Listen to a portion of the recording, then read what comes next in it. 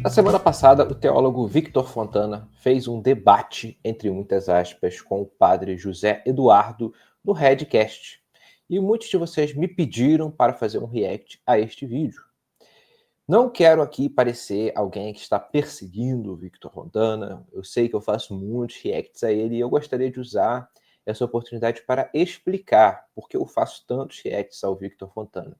Eu entendo Victor Fontana como um teólogo que ele é acadêmico, ele é de fato uma pessoa que tem uma bagagem teológica, mas com a qual eu tenho severas discordâncias. O Victor Fontana se diz presbiteriano, eu me digo presbiteriano. Não obstante, eu não acredito que Victor Fontana seja consistentemente presbiteriano por uma série de questões. O que a gente vê hoje no ambiente reformado é muito mais definido pelo que o senhor Victor Fontana pensa do que pelo que eu penso. Ainda que ele vá fazer críticas ao status quo e eu vá fazer críticas ao status quo. E com essa ocasião de análise do debate, eu procuro demonstrar o seguinte: nós, enquanto protestantes, devemos ter uma determinada forma de lidar com o catolicismo romano. Uma coisa é esse catolicismo romano da internet, que é mais agressivo, que é antiprotestante, que muitas vezes se apega à desonestidade intelectual para nos atacar. Outra coisa é o catolicismo romano como um fenômeno no geral. Victor Fontana me parece confundir as duas coisas. Por isso que no seu debate vergonhoso com Daniel Paes, ele não fez uma crítica contundente a uma pessoa blasfema, como eu afirmei. E isso está no cerne da maneira como o Victor Fontana pensa teologia.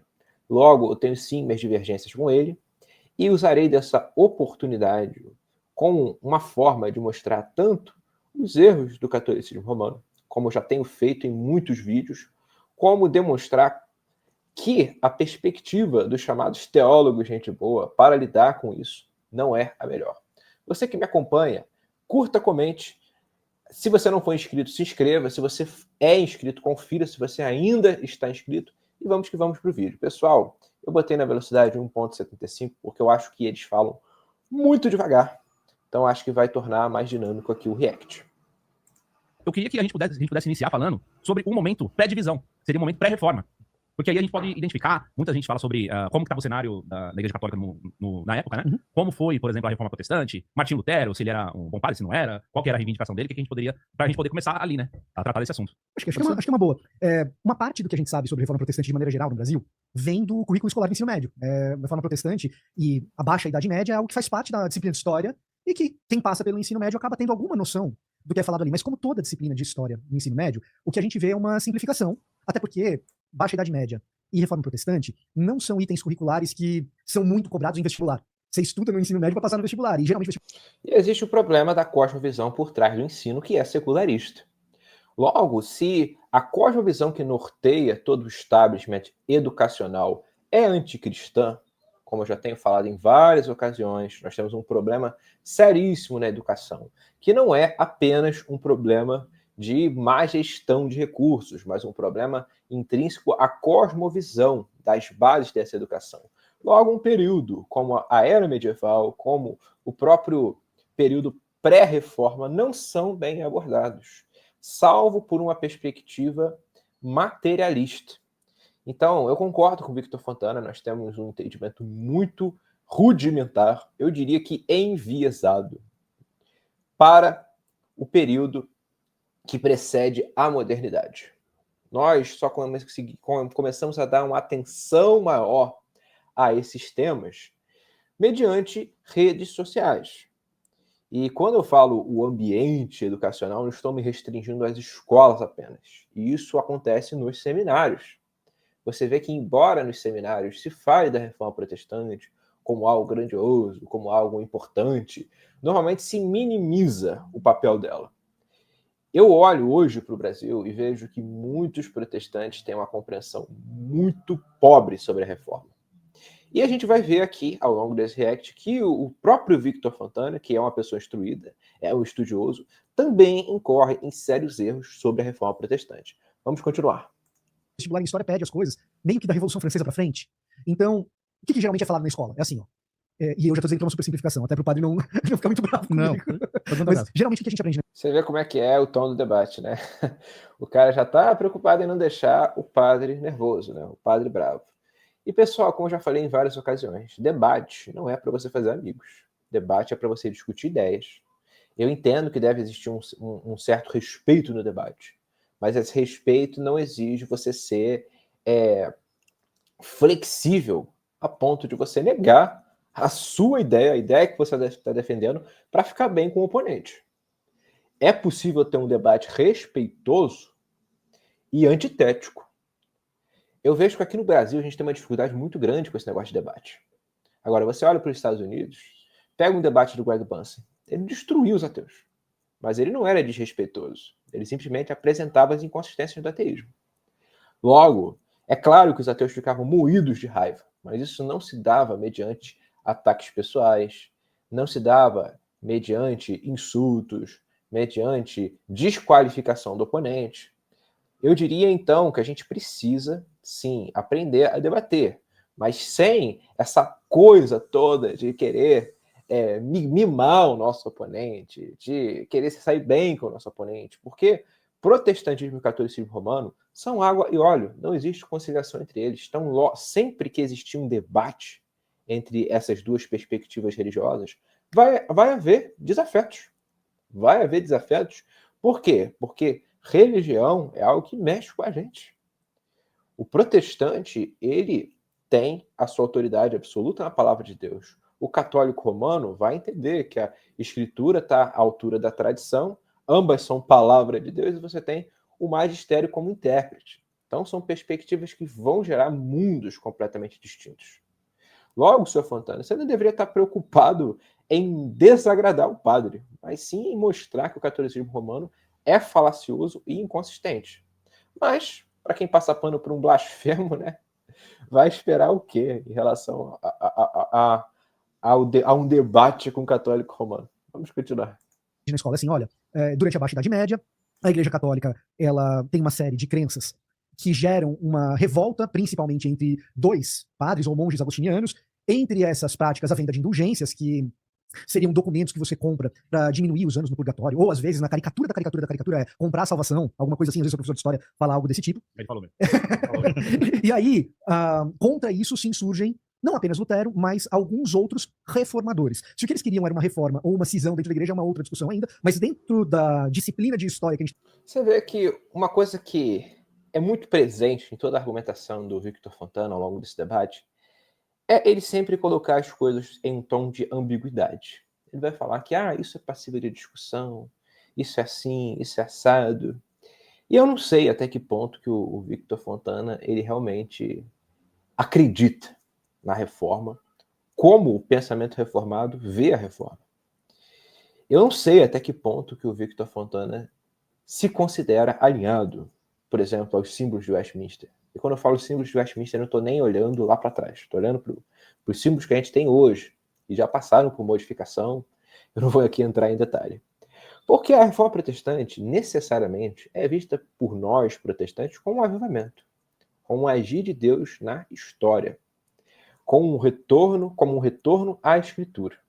E sobre essa questão que ele falou do cisma, no que tange a Lutero, no que tange a Calvino, que são os principais reformadores, e existem outros, mas eu diria que Lutero e Calvino são os maiores, você não vê o desejo de um cisma. Por que aconteceu a separação com a Igreja Católica Apostólica Romana? No caso de Lutero, ele foi excomungado. Ele estava tentando reformar a igreja. Mas chegou um momento que o que aconteceu? O cisma se tornou inevitável. Isso não se deu por meio de Lutero como um agente que queria o cisma. O que Lutero queria? Reformar a igreja. E o mesmo é válido para Calvino. Calvino, até determinado tempo, ele via uma possibilidade da Igreja Católica Romana ser restaurada, voltar aos seus fundamentos bíblicos, o que, lamentavelmente, não aconteceu. Então, nós precisamos ver a reforma como um movimento, sim, complexo, sim, que tem as suas nuances, mas é preciso, enquanto protestantes, tomar partido em relação à reforma. O católico romano mais tradicionalista, como é a visão do padre do padre José Eduardo, ele vai ver a reforma como uma coisa ruim. E o que a gente quer ver no debate? As duas opiniões entram em choque. Para a gente entender o que tem de um lado e o que tem de um outro. Mas aqui o Victor Fontana, ele deixa as coisas ambíguas, o que é um problema. A gente tem no colégio, geralmente vai dizer, não, eles são reformadores, o que eles queriam era uma reforma. E então, no ano 1517, você tem um marco dessa história da reforma protestante, que é quando Lutero, na sua igreja, ele elenca 95 teses, que a maioria dos protestantes não se preocupa em ler, o que é uma pena, 95 teses contra aquelas supostas práticas da Igreja Católica na Idade Média. Quais são algumas... Você vê que ele fala que as indulgências são supostas práticas, o que é um absurdo. E não são supostas práticas, Victor Fontana, são práticas reais. A ideia de indulgência, ela surge na baixa Idade Média, com aplicações que muitas vezes se referiam a penas que a pessoa tinha que pagar, então ela para quitar isso, pagava algo para a igreja e ficava livre dessa pena. Mas com o tempo, o que aconteceu nos dias de Lutero? Houve um abuso de fato na prática. E uma coisa curiosa, que o Victor Fontana poderia ter citado, caso ele saiba, óbvio, né? Aqui eu estou presumindo que ele tem ciência disso, é que Lutero não era contra as indulgências. Inclusive, ele mencionou aí as 95 teses. Lutero ele teve problema justamente com o abuso da indulgência. Ele entendia que a indulgência tinha uma aplicabilidade nos seus primeiros anos. Claro que Lutero ele tem uma trajetória. É igual a Agostinho de Hipona. Muita gente pega coisas que Agostinho de Hipona falou no início da sua caminhada cristã e vão tentar fazer daquilo a posição definitiva de Agostinho, quando o próprio se retratou. E coisas parecidas aconteceram com Lutero. Lutero ele não escreveu obras sistemáticas em que a gente possa entender de uma maneira assim, plena o que ele pensava, mas ele escreveu muita coisa. E a gente vê um desenvolvimento dele ao longo dos anos. E a primeira questão dele, diga-se de passagem, gente, não foi nem com as indulgências. Se vocês querem saber, tá? Não foi nem com as indulgências. E eu vejo que essa questão das indulgências, ela é superestimada. É claro, havia abusos por parte da igreja? Existia. Mas havia algo muito mais fundamental errado dentro da Igreja de Roma. E isso é o paganismo. O paganismo estava instaurado dentro da Igreja de Roma. Eu falo isso algumas vezes para alguns papistas, eles não entendem. Porque a cosmovisão deles não lhes permite ter uma compreensão adequada do que seja paganismo. Mas sabe quem fala isso, senhor Victor Fontana? O próprio Erich von Letan. O nome do meio dele, vocês me desculpem, eu não sei pronunciar. Ele diz isso no seu artigo Dilema Ocidental entre Calvino e Rousseau.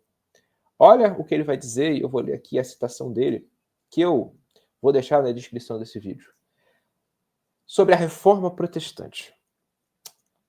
A reforma foi, pelo contrário, uma revolução conservadora. O nascimento desta não foi em 1517, a data que Lutero pregou suas 95 teses, mas meia dúzia de anos antes, no inverno de 1510 e 1511, o qual Lutero passou em Roma.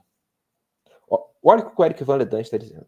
A coisa mais importante não é as 95 teses de 1517, mas o que aconteceu meia dúzia de anos antes, quando Lutero estava onde? Em Roma. Vou seguir aqui a citação. Foi lá na Cidade Eterna que o frei agostiniano alemão teve seu primeiro contato com a modernidade. Olha o que o Eric Van Ledan está reconhecendo. A modernidade manifesta já nos dias de Lutero, pelo menos em seu germe. Antes disso, ele havia encontrado o humanismo somente em sua forma literária. Em Roma, ele se deparou cara a cara com a síntese entre cristianismo e antiguidade, onde o conceito medieval do mundo como um círculo com um Deus no centro tinha sido substituído pelo conceito da elipse com dois pontos focais, Deus e o homem. Lutero perdera a paciência com o que Calbart definiu como o e-católico. Esse e-católico que Calbart fala, só para eu explicar, eu já trouxe essa citação em outras ocasiões, e Calbart aqui está falando de uma síntese. Que o cristianismo ele passou por uma síntese. Isso nos dias dele. E o que o Eric Von Ledan está dizendo é que Lutero viu essa síntese em 1510 e 1511. Qual é o erro fundamental da Igreja de Roma? Ser uma igreja que ela sintetiza coisas. Ela sintetiza cristianismo e paganismo. ela entende por paganismo o que não explica todo o fenômeno pagão. Tem coisas pagãs que a Igreja Católica Romana repudia até hoje. Mas há coisas pagãs dentro da própria Igreja de Roma. Logo, Lutero ele se deu conta nos seus dias que existiu uma síntese que o Erich von Däniken explica mais à frente. Também não conseguia aceitar a doutrina católica humanista de que tudo verdadeiro, tudo belo, independente de sua origem, deveria ser acolhido e integrado ao baú do tesouro do cristianismo. Olha só, a Igreja de Roma ainda hoje é assim. Ela entende que tudo deve ser colocado dentro da Igreja. E quem que foi um grande advogado disso? O Papa Leão X. O Papa que excomungou Lutero. Ele era um humanista. Ele era da família Médici. Vamos continuar. Para Lutero, a mentalidade e o clima da Renascença eram uma traição a Cristo. A nova era, visivelmente aperfeiçoada na Itália, era o renascimento do paganismo. Esta representava o triunfo do racionalismo, o culto à estética e o secularismo, tudo que ele detestava e rejeitava. Então, para você entender o que é Lutero, você precisa compreender esse mundo. E esse mundo, percebam, ele não é trazido à tona em nenhuma circunstância. E eu entendo leigos não compreenderem bem o que é reforma protestante.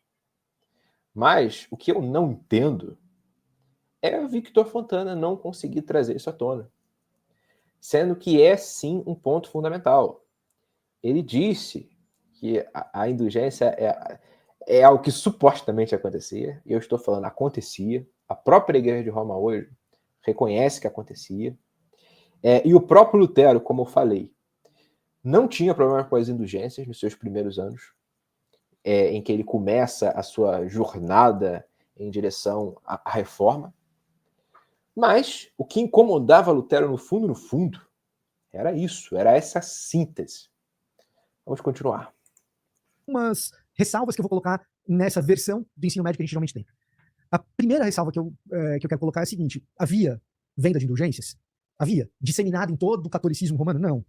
As evidências que a gente tem hoje indicam que era algo localizado. Então, acho que essa é uma primeira coisa, que para o debate ser honesto, ou para a conversa ser honesta, a gente precisa informar que o mundo da Baixa Idade Média e do começo do Renascimento não era o mundo de hoje, em que tudo é conectado, todo mundo sabe tudo que está acontecendo.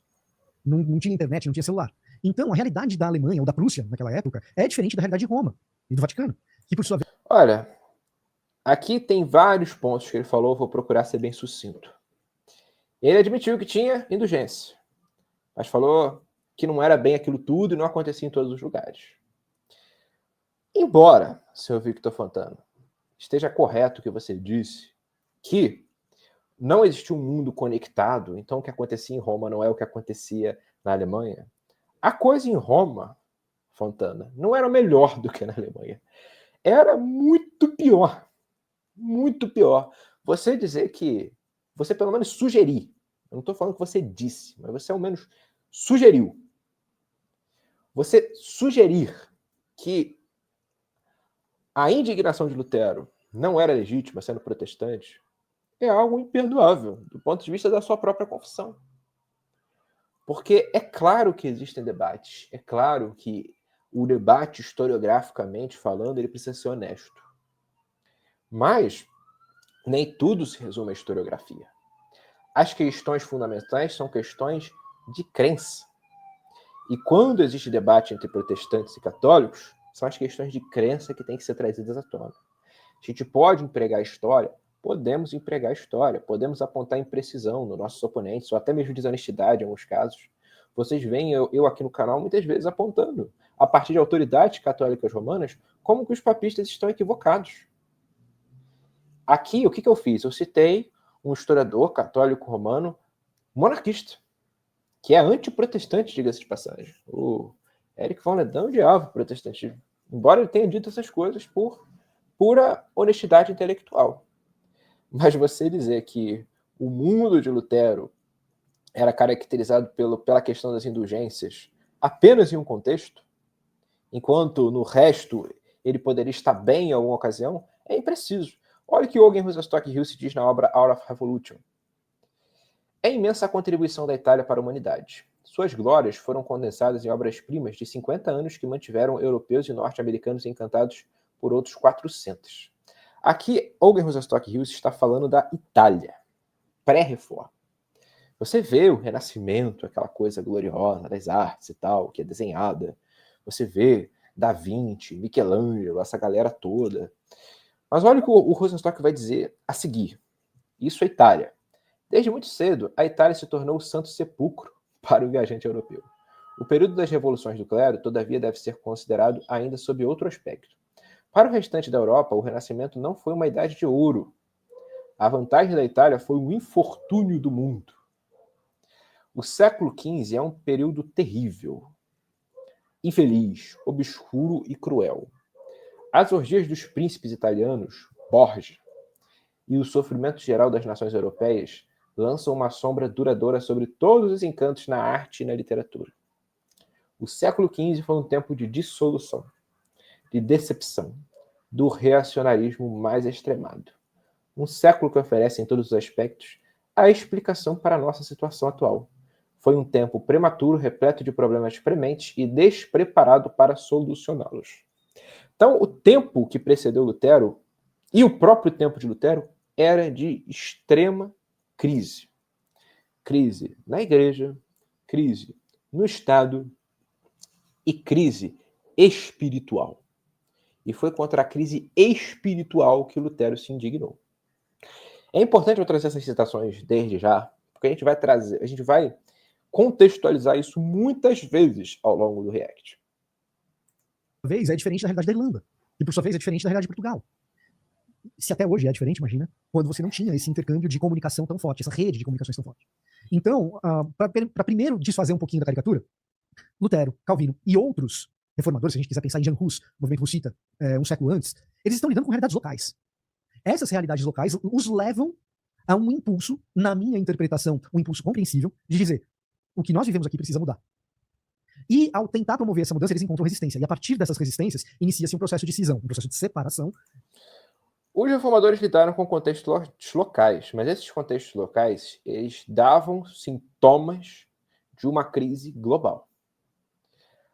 Eugen Rosenstock Huss diz na obra Hour of Revolution que o mundo da Idade Média tinha uma cristandade unificada e unidades econômicas fragmentadas. O mundo de hoje é o extremo oposto. Você tem unidades religiosas separadas e a economia nos unindo. Hoje, quando a gente lida com uma crise mundial, ela tem um aspecto fortemente econômico. Naquela época, uma crise ela tinha um caráter predominantemente religioso. Logo, os reformadores eles lidaram com um contexto de crise civilizacional.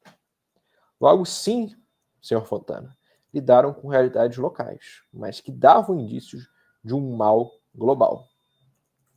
Entre esses movimentos localizados, que depois ganham um caráter generalizado por causa do interesse político e econômico que muita gente acaba tendo nesses padres. Aqui você vê que existe uma concessão à argumentação católica romana. Percebam que aqui o Victor Fontana ele não atacou em nenhum momento o paganismo, em nenhum momento a corrupção da Igreja de Roma. A gente ainda está no início desse debate. Ele não fez um único ataque. Ele apenas explicou que os reformadores teriam a sua motivação e ele fez uma concessão tão grande à argumentação católica romana que ele vai dizer que a reforma protestante só se tornou o que se tornou por conta do apoio dos príncipes, dos nobres, dos reis, que tinham interesse. É óbvio que príncipes, reis tinham interesse, mas você reduzir a reforma a isso, sabe o que é? É você pensar com uma cosmovisão materialista. Você pensar como um historiador cético pensaria. E o teólogo protestante reformado não pode ter a cabeça de um historiador cético. Ele pode sim utilizar a historiografia, ele pode sim utilizar fontes consistentes, como eu procuro e uso aqui no canal, mas nunca negar fé na hora de argumentar, na hora de fazer apologética. Ele está aí para debater, não para ter uma conversa amistosa, mas, pelo visto, ele ainda não entende, né? Que ele está diante de um lobo, mas se fazendo de ovelhinha. Os padres desses movimentos ganham popularidade, e aí quem quer uma política mais independente da Igreja Católica Romana no seu ambiente local europeu, fala, opa, eu acho que vale a pena proteger esse padre aqui, eu acho que vale a pena investir no que esse cara está fazendo. E aí inicia-se um processo de separação. Se isso corretamente chamado de reforma ou não, aí acho que é um alvo de debate. Qual era a verdadeira intenção? Você vê que ele sequer é categórico em afirmar que a reforma foi uma reforma. Olha que coisa ridícula, gente. Vocês me desculpem, mas é difícil reagir a esse tipo de coisa. O cara é reformado, presbiteriano, e não é capaz de defender a própria reforma. Nossa, é uma coisa assim, gente, triste, triste. E é esse tipo de teólogo aí que caracteriza o nosso mainstream. É esse tipo de teólogo aí que representa a teologia que está presente em muitos seminários. O Victor Fontana estudou nos Estados Unidos. Se eu não me engano, foi na Trinity Foundation. Lá tem pessoas muito qualificadas. Mas olha o que ele traz aí pra gente. Uma apologética que é menos agressiva que um chihuahua.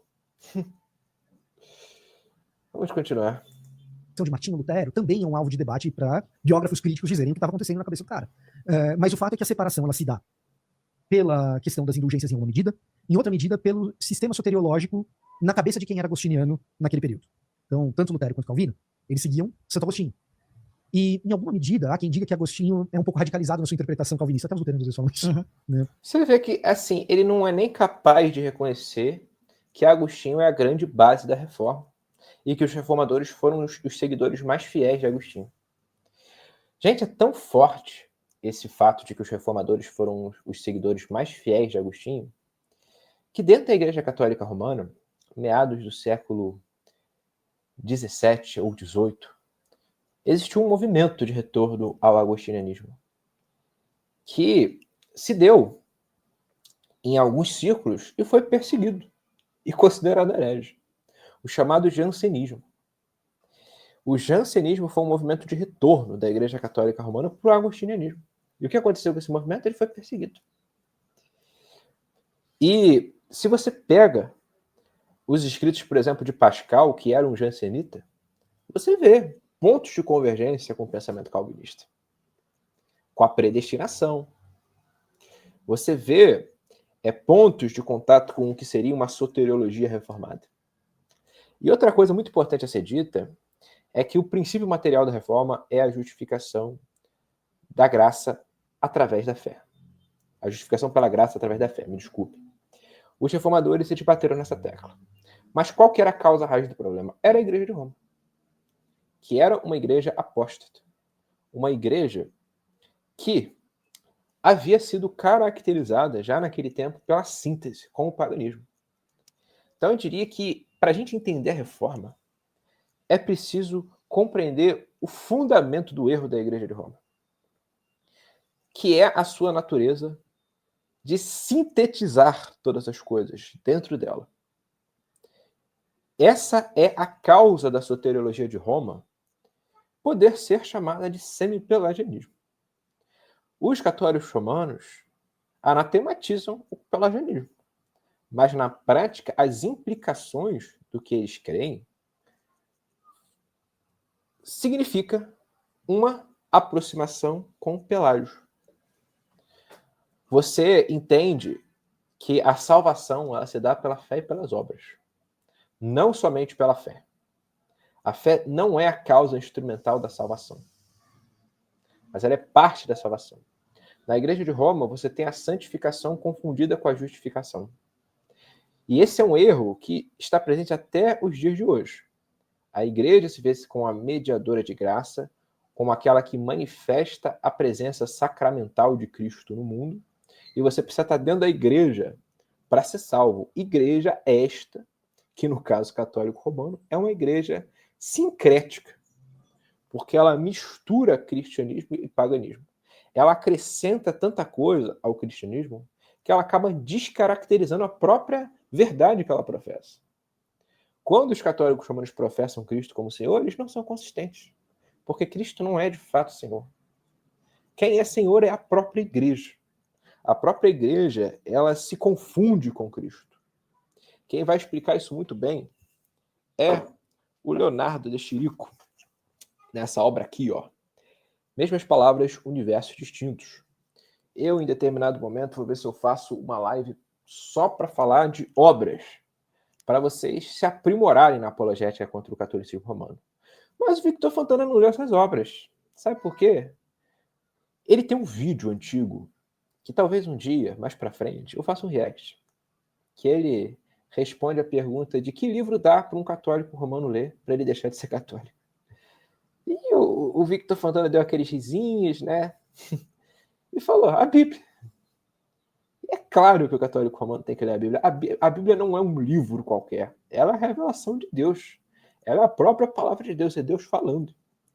Mas há muitas obras mostrando como que o catolicismo romano ele é inconsistente com a Bíblia.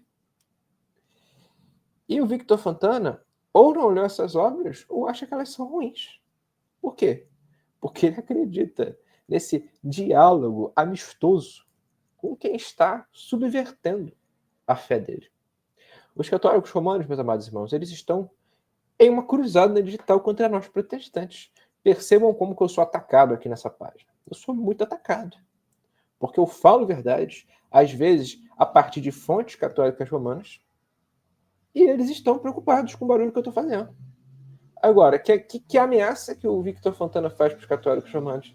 Bom, porque, no fim das contas, ele está muito próximo deles. E, pelo menos nesse período, existe um embate. Olha, eu acho que o jeito que vocês estão falando que o ser humano é salvo está errado. Então, a questão da soteriologia, o jeito que o ser humano tem salvação, das indulgências, são uma ignição para algumas outras divergências. A resistência à mudança, eu imagino, na minha percepção pelo menos, é aquilo que leva também ao questionamento da real autoridade que o Papa tem, que a Sagrada Tradição, em alguma medida, tem também. Então, você vai ter um questionamento a respeito da competência do magistério, do papado e da Sagrada Tradição.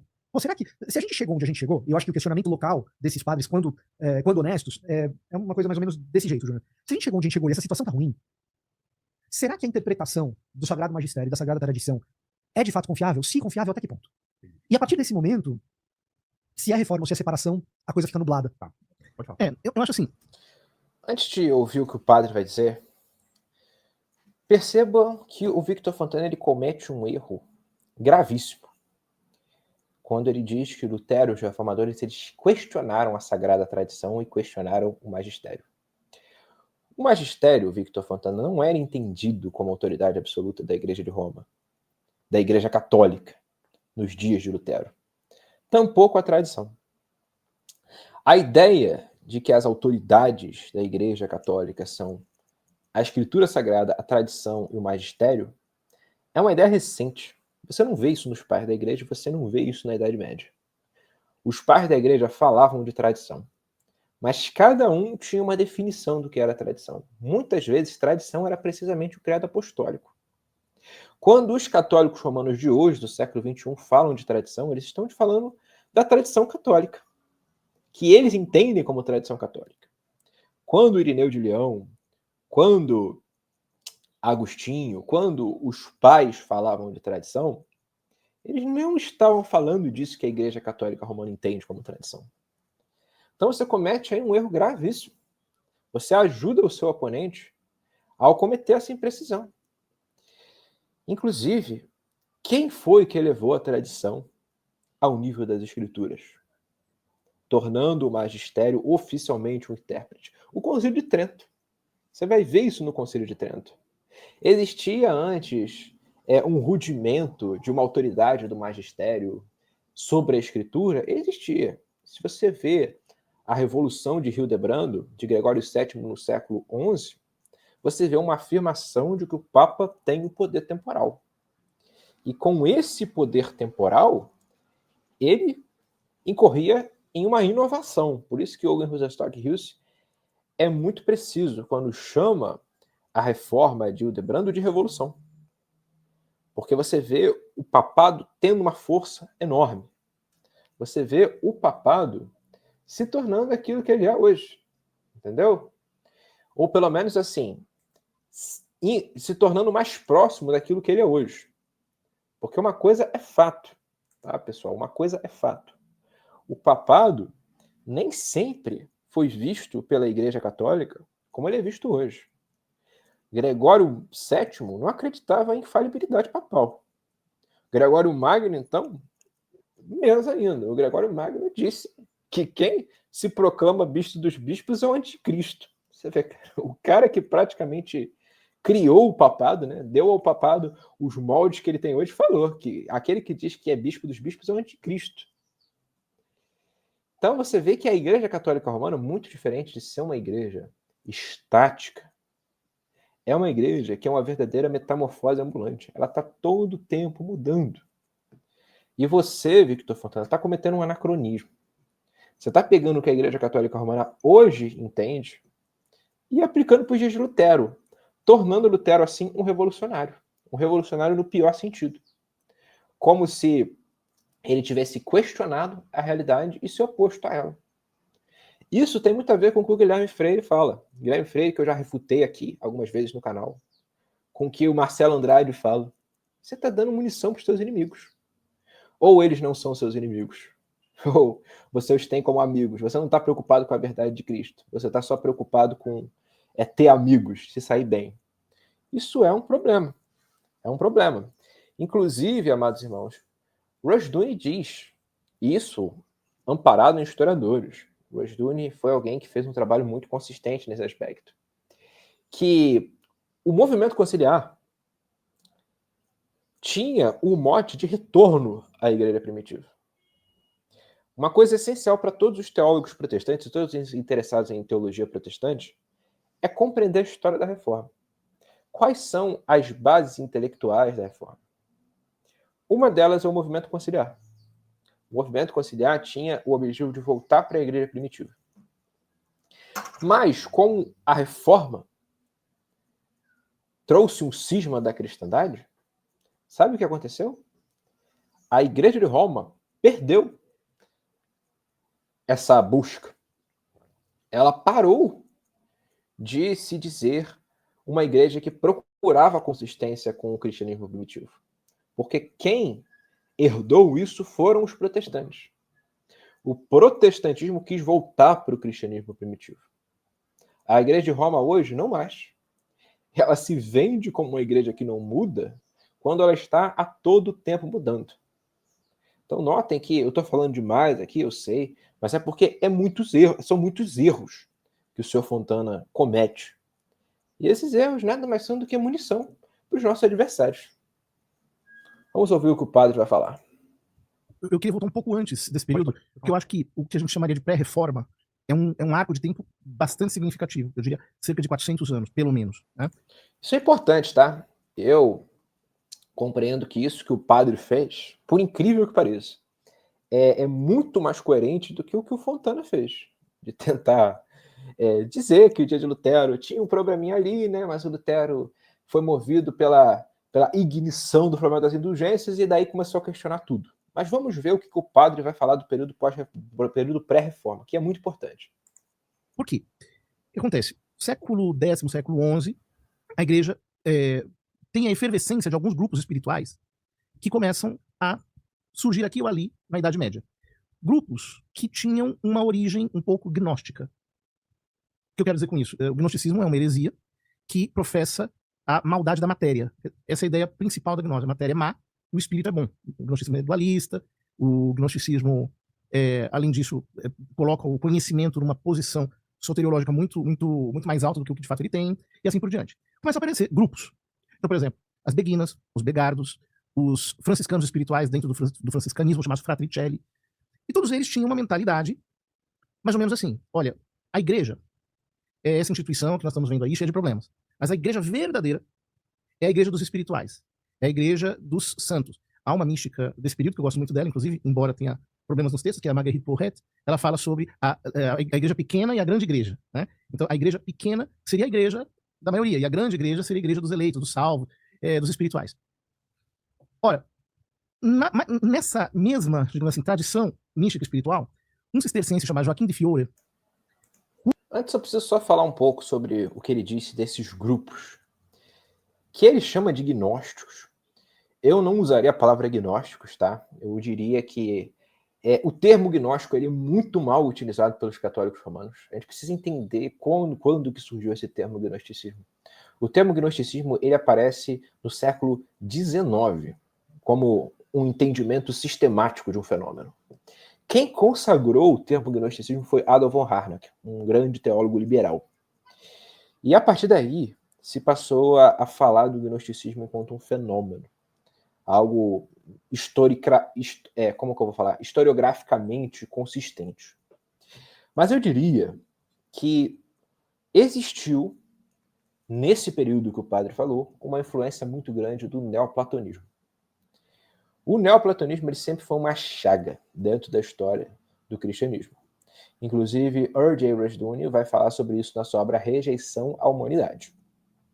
Ele explica como que o neoplatonismo ele gerou uma série de desvios dentro da cristandade. Então ele falou dos franciscanos espirituais. Os franciscanos espirituais eram seguidores de Francisco de Assis, que Eric Wegelin, um autor que eu não gosto, com o qual eu tenho sérias divergências, ele chamou de símbolo da revolução. O que eu acredito que é uma das poucas grandes contribuições do Eric Wegelin. Eric Wegelin entendeu em Francisco de Assis uma figura revolucionária.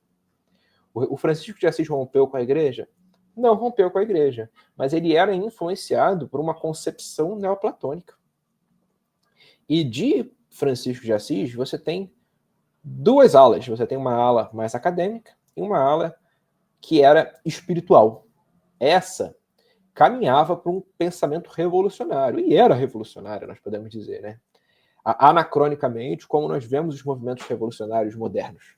Queriam acabar com a igreja, entendiam que a igreja verdadeira é espiritual. E um outro ponto que o padre não traz à tona é que muitas vezes esses grupos que... Ele vai citar o Joaquim de Fiore. O Joaquim de Fiore é um bom exemplo. Mas ele vai citar esses grupos que tinham essa perspectiva influenciada pelo neoplatonismo, que era poderoso na igreja. Você via uma hostilidade à figura do Papa.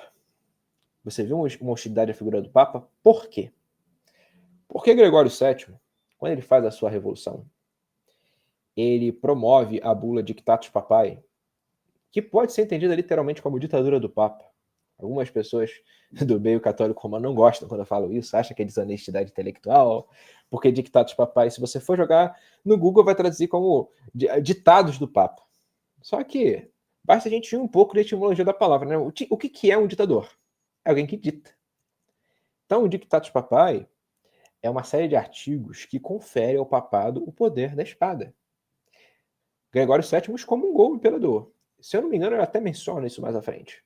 E isso foi um problema. Eu admito que Gregório VII foi um homem movido por boas intenções. Inclusive, eu até falei isso no meu vídeo, como o Papa se tornou anticristo. Um vídeo muito importante aqui do canal, que eu recomendo fortemente que vocês assistam. O Hildebrando, movido por boas intenções, ele estabeleceu o papado como autoridade superior à dos príncipes, superior à do imperador. Só que ele fez isso embasado numa má interpretação da Bíblia. Ele foi procurar se sustentar como vigário de Pedro. E depois o papado ele só cresceu em poder político e passou a se ver cada vez mais como vigário de Cristo, como é hoje o Papa. Logo você vê papas comandando exércitos. Papas detendo poder temporal. Uma igreja que estava afundada. Claro que o ápice disso se deu na Renascença, no século XV, mas uma igreja que foi caracterizada pela supressão, pela força. A igreja de Roma, ela cresceu pela força. O papado se tornou uma forma de você realizar cruzadas. E aqui eu não vou entrar muito em detalhe, né, da razoabilidade das cruzadas, mas uma coisa é fato. Até mesmo os historiadores mais favoráveis às cruzadas sabem que rolaram morticínios, rolaram coisas absurdas por parte da Igreja Católica. E quem movia isso? O Papa. Logo, esses grupos revolucionários, eles foram a antítese ao poder do papado, que cresceu a partir de Gregório VII. Agora vamos ver o que ele vai falar do Joaquim de Fiore. Cuja herança teológica chega até os nossos dias. Há um livro de um teólogo católico chamado Henri de Lubac, em que ele fala sobre a herança espiritual do Joaquim de Fiore, que é muito maior do que o que se pensa.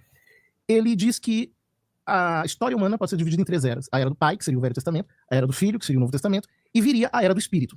Na era do Espírito, a igreja seria tão somente espiritual. Ela não teria uma localização, digamos assim, física. Geográfica. Não teria geolocalização, ela não teria sacramentos, ela não teria sacerdócio, ela não teria hierarquia, e todos seriam frades. Ou seja, todos viveriam uma vida de irmãos, etc. E iriam, digamos assim, se propagar unicamente pela palavra. Isso foi condenado pela igreja. Mas, na sequência disso, vão surgindo outros movimentos teológicos. Por exemplo, nós temos os Albingenses. Só preciso falar um pouco sobre o Joaquim de Fiori. Olha, o Victor Fontana talvez ele seja muito inocente ou esteja fazendo vista grossa a isso. Mas, para mim, é muito claro que o padre, ao trazer isso à tona, está tentando sutilmente associar isso ao protestantismo, que tem a doutrina do sacerdócio universal dos crentes. O que Joaquim de Fiori defendeu não é o que o protestantismo defendeu.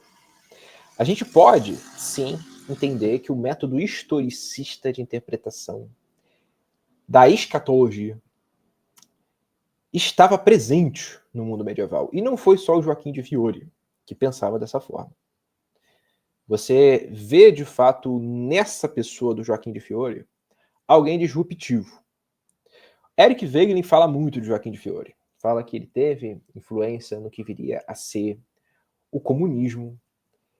Ele teve influência em grupos contemporâneos, no próprio positivismo, que vai acreditar numa era teológica, uma era metafísica e uma era positiva. Isso você vê um paralelo, sim, com Joaquim de Fiori. Mas não existe paralelo entre o que Joaquim de Fiori defendia e o que a ala protestante reformada defendia. Ou mesmo que o luteranismo defendia. Por quê? Porque eu venho falando isso com frequência. O protestantismo não é anticatólico. Como assim, Gabriel? O protestantismo não é anticatólico. Ele é antipapista. O papismo não é catolicismo. Existe uma fala de um pai da igreja, salvo engano Crisóstomo, que diz que ninguém pode ter Deus como pai se não tiver a igreja como mãe. E João Calvino é alguém que subscreve essa frase, para vocês terem ideia. As nossas confissões de fé, como a CFW, falam que a Igreja de Cristo é uma igreja católica. Nós entendemos que existe uma prerrogativa divina para que ministros ensinem. Há os que receberam o ministério da palavra. Tem a prerrogativa de ensinar. Há aqueles que são chamados para serem presbíteros. Isso tudo está na Bíblia. A Bíblia, ela não promove uma anarquia espiritual. E o padre está sutilmente tentando sugerir uma relação. Não tenho dúvida disso. Não tenho dúvida. Eu sei que o padre pode ter sido mais moderado, algumas coisas que ele falou, mas eu já vi ele atacando o protestantismo. E é claro, se ele está com o Victor Fontana, que ele sabe que é manso, que é tão antitético como um chihuahua, ele vai procurar, de maneira muito persuasiva, mostrar essas correlações, sendo que elas não existem. O protestantismo, ele manteve uma ideia de igreja católica, com autoridade para ensinar. E, de novo, ressalto um ponto muito importante. Sola Escritura não é a negação da tradição. E não é a negação da igreja. É por isso que o Kevin Van Hooser, que escreveu uma das melhores obras, na minha opinião, sobre o Sola Escritura, num contexto mais moderno, ele diz, né, que uma consequência legítima dos 5 solas da Reforma é o sola Ecclesia. É um entendimento correto da igreja. Infelizmente, o termo Igreja Católica, ele não é bem entendido pelos evangélicos porque se afastaram da confessionalidade. Mas a confessionalidade protestante reformada entende que a Igreja Católica tem o seu valor. Enquanto Joaquim de Fiori acreditava numa igreja em que essas distinções acabariam. Todos teriam o Espírito Santo. Logo, nós podemos dizer que Joaquim de Fiori foi um revolucionário, sim. Vamos continuar. E os cátaros, né? Os albigenses, eles acreditavam que o único livro inspirado da Bíblia era o Evangelho de São João. E eles, inclusive, tinham um ritual, né? Que era o único ritual que eles tinham, que era isso. Eles colocavam o Evangelho de São João na cabeça da pessoa, rezavam um Pai Nosso, e acreditavam que a pessoa chegava num nível de iluminação superior, e viviam, digamos assim, um espiritualismo radical. Mas, inclusive, eles faziam jejuns propositalmente ordenados ao suicídio, porque eles partiam da crença de que a matéria é má. Então, ingerir matéria é uma coisa ruim. Olha, aqui começa a colocar de fora as garras da apologética católica.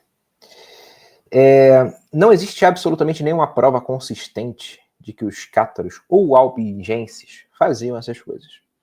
O padre aí está recorrendo a uma abordagem sobre os cátaros que você só vê aqui no Brasil. Eu fiz há pouco tempo uma live com o Lucas Banzoli e com o Gaião, e a gente falou sobre a Inquisição. Em determinado momento nós falamos sobre os albigenses. E existem muitos espantalhos sobre eles, ditos aí. Se você for falar isso para o católico romano, sabe o que ele vai dizer para você? Ele vai falar que tem fonte, que todo mundo sabe disso. Só que sabe de onde que vem essas fontes? Vem dos inquisidores. Vem dos inimigos dos cátaros. Você acha que os inquisidores são uma fonte imparcial sobre o que os cátaros faziam? O padre não disse isso, mas eu já ouvi em alguns meios católicos romanos a ideia de que os cátaros matavam os bebês na barriga das grávidas, por esse ódio à matéria. Não tem absolutamente nenhuma fonte disso confiável. Isso vem apenas de inquisidores e da própria Igreja Católica, que é a inimiga deles. Então, por que a gente vai confiar nessa fonte? Não tem como. A questão que eu mencionei anteriormente do gnosticismo, você sequer pode chamar os cátaros de gnósticos. Porque, primeiro, existe o aspecto do anacronismo. O termo gnosticismo é muito posterior. E segundo, a gente mal consegue entender bem o que eles criam. Logo, percebam, isso é um ponto que o Victor Fontana poderia ter falado. Ele se diz uma pessoa intelectual, ele se diz uma pessoa séria, uma pessoa que é inimiga da desonestidade intelectual. Há pouco tempo, o Pirula estava mal. Na ocasião que eu estou gravando esse vídeo, ele ainda está internado. E o Victor Fontana falou, né, que o Pirula é honesto intelectualmente. E aqui eu não vou perder tempo falando, né, sobre o que eu acho do Pirula, principalmente nessa situação. Mas você vê, o Victor Fontana parece ter um apreço pela honestidade intelectual. Mas nessa hora que o padre comete uma gafe dessas, ele não fala nada? É no mínimo estranho, né? De inanição. Por exemplo, entre os cátaros no norte da Itália surgem os valdenses. Os valdenses são herdeiros dos cátaros, em certa medida. Eles pegam a doutrina cátara e transformam. Pedro Valdo é um pré-reformador. Ele está, digamos, um passo antes da reforma. Percebam aqui a sutileza do padre. Ele está dizendo o quê? Está dizendo que Pedro Valdo é um pré-reformador.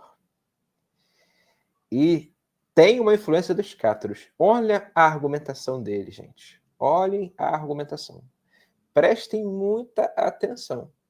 O padre está querendo dizer o seguinte: o protestantismo é como esses movimentos espiritualistas. É como os cátaros. É como o gnosticismo. E o Victor Fontana só ouve, só escuta, só ri, só faz esses trejeitos. Simplesmente ridículo.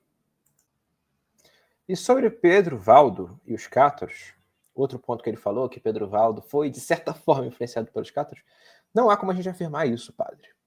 Isso é objeto de debate. Mas os valdenses, que são um grupo que eu não estudei a fundo, admito, eles tinham crenças que, pelo que é falado dos cátaros, não estão em convergência. Exemplo, os valdenses, eles acreditavam na centralidade das escrituras. Eles faziam críticas à corrupção do clero, defendiam o direito de pregar. Valdenses aderiram à reforma assim que ela aconteceu. Enquanto os cátaros são acusados de dualistas, de uma influência, de fato, do que seria do maniqueísmo. Então você não tem como conciliar as duas coisas. Você fala que os cátaros são uma coisa, que eu volto a dizer, não há como a gente afirmar que eles acreditavam de fato naquilo. E você olha para o entendimento dos valdenses, que esse sim a gente já tem mais evidência do que eles pensavam, você não nota similaridade. É típico do catolicismo romano, irmãos, tentar jogar tudo no mesmo saco. Tudo que não é catolicismo romano, eles jogam no mesmo saco, sem saber fazer as devidas distinções. E Jan Hus também bebeu muito dos místicos renanos, dessa corrente mística espiritualista que olha com desconfiança para a matéria, para os sacramentos, etc, etc. Ora, quando nós chegamos no século XVI, Qual é o Você vê que é a mesma coisa com o John Hus. Ele quer descredibilizar o Pedro Valdo, quer descredibilizar o John Hus, para, por conseguinte, mostrar por A mais B, sutilmente, que o protestantismo ele é algo que sofreu influência gnóstica. E até então, o Victor Fontana não falou nada. Vamos ver se ele vai se manifestar de alguma forma. quadro que nós temos? É absurdo, pessoal. Absurdo você falar que John Hus foi gnóstico. John Hus tinha, sim, alguns problemas na sua teologia. Ele foi influenciado pelos franciscanos. Mas você nunca poderia dizer que John Hus é gnóstico. Eu volto a dizer, a forma que os papistas usam o termo gnóstico é lamentável. Eles usam o termo gnóstico muito por conta de autores como o que ele citou e o Eric Wegelin, que deu uma popularizada nesse termo gnosticismo, de modo que tudo que é revolucionário é gnóstico. E os papistas fazem a sua adequação, né? Tudo que não é católico romano, tudo que está contra a Igreja Católica é gnóstico, sem entender que neste período você tinha muitos problemas por parte do Papa.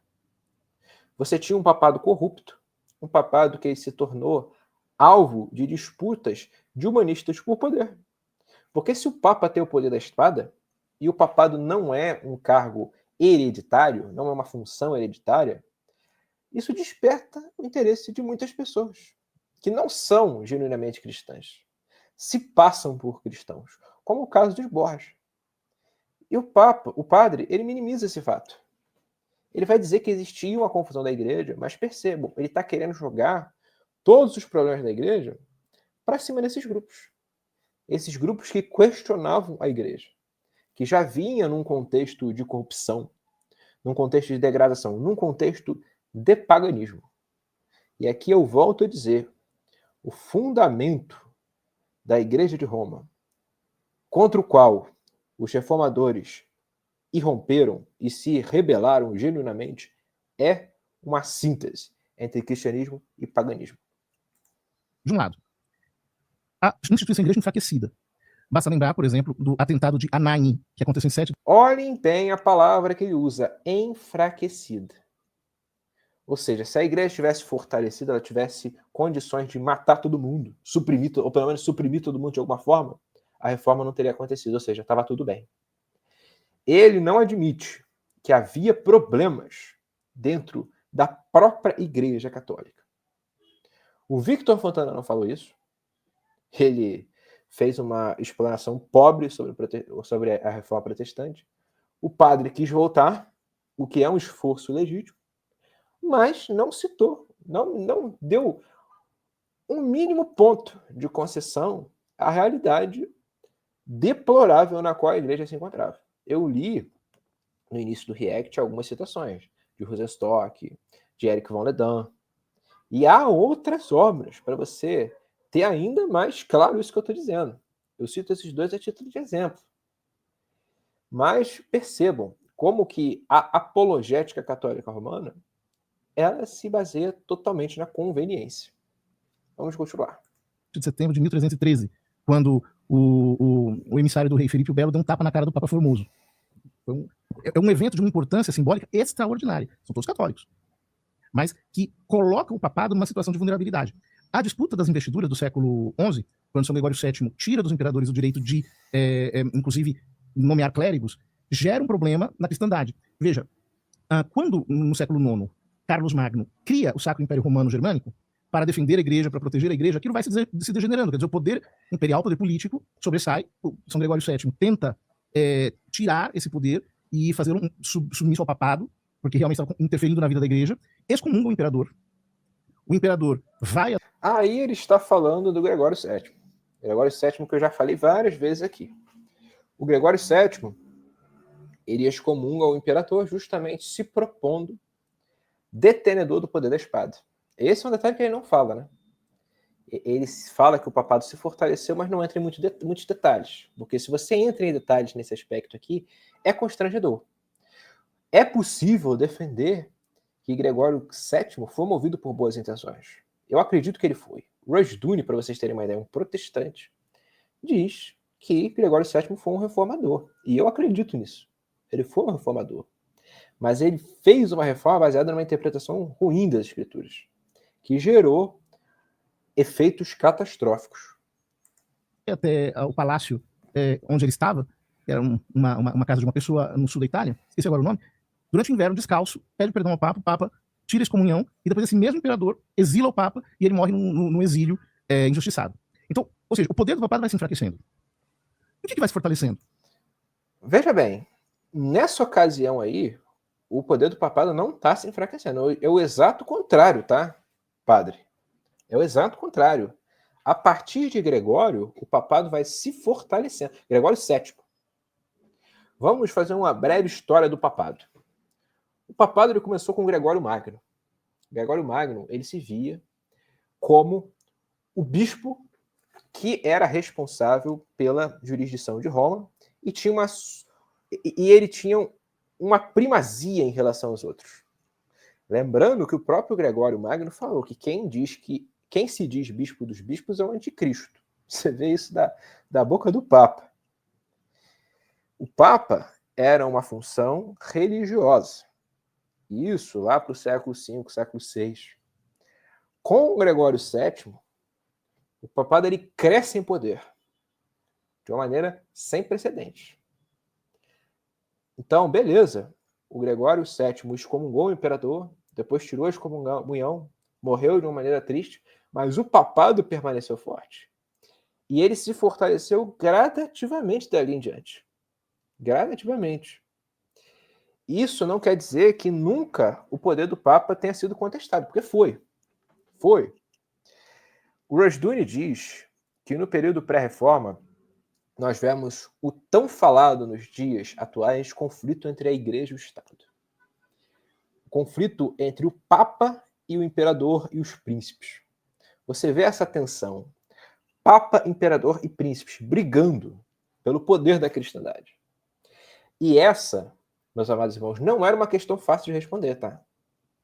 Hoje, para o católico romano, é muito fácil você falar que a autoridade é o Papa. E você olhar toda a história pregressa como se o Papa representasse o verdadeiro cristianismo, a verdadeira Igreja Católica, e tudo que fosse contra o Papa fosse, de alguma maneira, inimigo da fé. É muito fácil, mas naquela época não. Naquela época, quem protegia a cristandade dos invasores, dos mouros, por exemplo? Os príncipes. Os príncipes eles tinham mais proximidade com a população do que o próprio Papa. Então você tinha uma crise de autoridade. E o príncipe, muitas vezes, ele sequer sabia ler. Ele era analfabeto. Mas ele conseguia nomear bispos, conseguia influenciar na igreja. Ele tinha pessoas dentro da igreja que o mantinham como uma autoridade. Então você tem um contexto caótico. Mas nós não podemos falar que o papado ele perdeu o poder com o Gregório VII. Porque é o exato oposto. O papado ganhou poder. Lentamente. O poder das nações, dos estados cristãos. Ou seja, tem uma lenta formação de estados nacionais que cada vez mais olham com desconfiança o papado e que querem se independentizar. O contexto, então, era de crise interna. Agora eu vou falar sobre essa questão aí da formação dos estados nacionais. Queria falar um pouco sobre essa questão das nações modernas. A gente pode dizer que aconteceu em algum momento no pré-reforma o prenúncio do que seria o surgimento das nações modernas? Sim, nós podemos dizer isso. Mas isso não significou uma destruição da cristandade. Pelo contrário, essas nações elas se mantiveram cristãs por séculos. E aí, contra todo o senso comum dos católicos romanos, eu digo que a reforma protestante ela proporcionou uma continuidade da cristandade. Por que ela proporcionou uma continuidade da cristandade? Porque a reforma alçou o teólogo a um título de autoridade. Coisa que havia sido obliterada na Renascença. Quem eram as grandes autoridades da Renascença? Eram os pintores, eram os humanistas, eram os artistas no geral. Já a reforma trouxe à tona a primazia do teólogo. Isso acontece no mundo protestante e acontece no mundo católico romano. Então, o surgimento das nações modernas, de fato, é um fenômeno. Eu concordo com o padre. Mas nós não podemos dizer que ele é um fenômeno que enfraqueceu a cristandade. Ele enfraqueceu o papado, mas não o cristianismo real. Você tem, após a reforma, uma cristandade dividida. Sim, mas você tem uma mitigação dos impactos do humanismo. A reforma protestante foi, em seu princípio, anti-humanista. Porque o que é o humanismo? É um retorno à antiguidade pagã. Isso foi combatido pelos reformadores. Foi combatido com êxito. E essa questão das pessoas terem usado Lutero para se emanciparem da igreja é a redução da reforma a um único aspecto, geopolítico. E a título de exemplo, para vocês entenderem o que eu falo. Nações, no sentido que a gente está acostumado a ver hoje, que eram católicas, também procuraram uma igreja para chamar de sua. Isso acontece, por exemplo, na França. Eu falei no meu react ao Guilherme Freire. O Christopher Dawson, que é um grande historiador católico romano, tem uma obra chamada Divisão da Cristandade, que foi publicada pela Realizações, e ele vai dizer o seguinte, eu posso botar a citação aqui abaixo, sobre a França. Vou ler a citação, né? Desde antes da Reforma Protestante até a Revolução Francesa, os líderes da Igreja Galicana, como o cardeal Charles de Lorraine-Guise, no Concílio de Trento, e Jacques Benigni Bossuet, no final do século XVII, enquanto afirmavam lealdade ao papado como cabeça da Igreja Universal, continuavam a defender a teoria conciliar, a doutrina do Concílio de Constança, como contrária à do Concílio de Florença. Esse galicanismo eclesiástico era relacionado, consciente ou inconscientemente, com o nacionalismo político, que provou ser irreconciliável com o ideal da Contra-Reforma, de uma aliança internacional de todas as potências católicas contra o protestantismo. Fecha aspas. Aqui o Dawson está dizendo que, pelo menos na França, o galicanismo ele superou o princípio do Concílio de Trento, segundo o qual todas as nações católicas deveriam se colocar contra o protestantismo. Então a Igreja da França ela era mais francesa do que católica romana. Logo, o fortalecimento do papado, quer dizer, não sei se eu posso falar fortalecimento, mas a continuidade do papado, após o Concílio de Trento, não permitiu que Roma evitasse esse erro. Não permitiu que Roma evitasse essa predominância de um modelo de igreja erastiano. Isso aconteceu em outros países também. Você teve seguidores mais ardorosos do Papa e seguidores menos ardorosos, que estavam mais preocupados com o âmbito nacional. É daí que, quando aconteceu o conclave, você vê alguns papistas falando, né? Você vê alguns papistas falando que, não, a Igreja Católica ela tem divergências no papado, no que tange a escolha do novo Papa por conta de interesses nacionais. Porque isso acontecia no passado.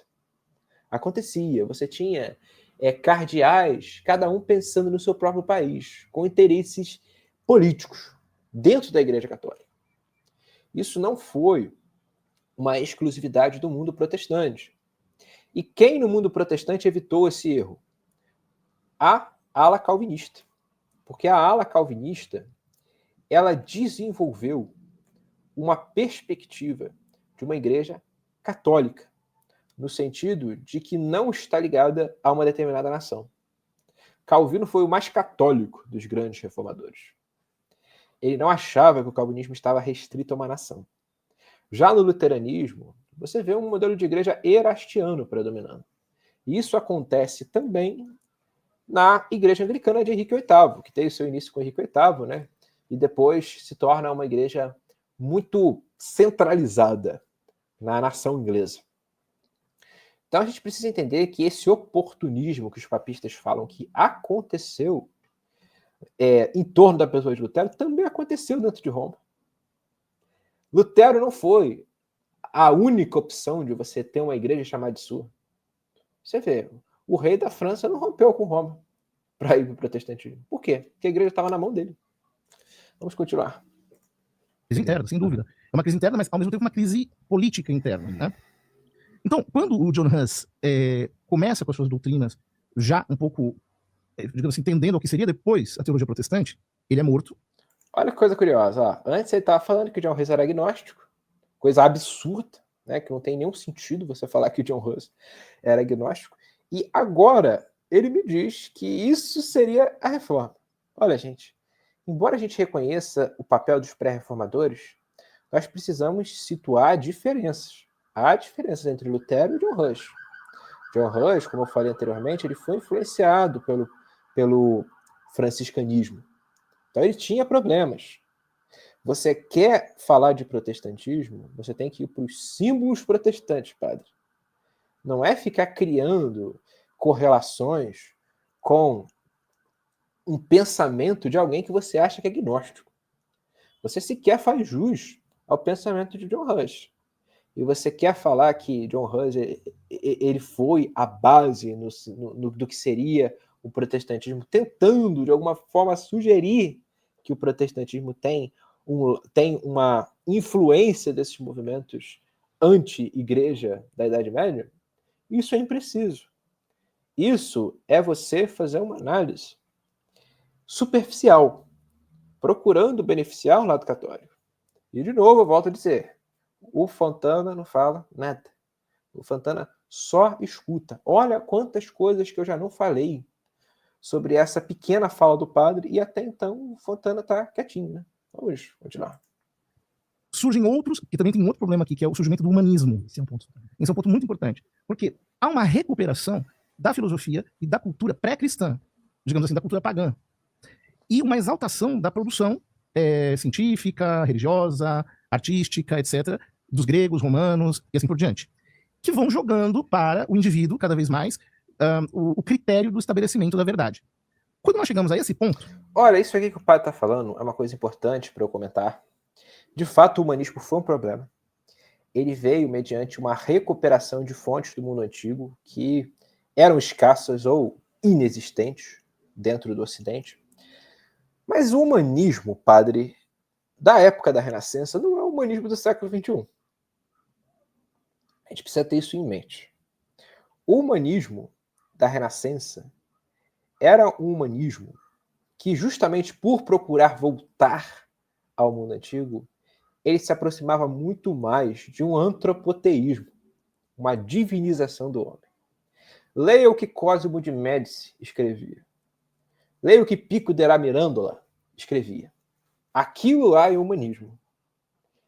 Percebam que o padre ele é muito sutil, mas qualquer pessoa que conheça a apologética católica sabe o que ele está querendo aqui. Ele está querendo dizer que o humanismo influenciou a reforma também. Porque eles veem a reforma como caracterizado por um subjetivismo. O que eu já mostrei em muitas ocasiões que é equivocado. Não existe subjetivismo dentro do protestantismo histórico. Isso é uma coisa que se dá muito a posteriori, no evangelicalismo, num enfraquecimento da confessionalidade.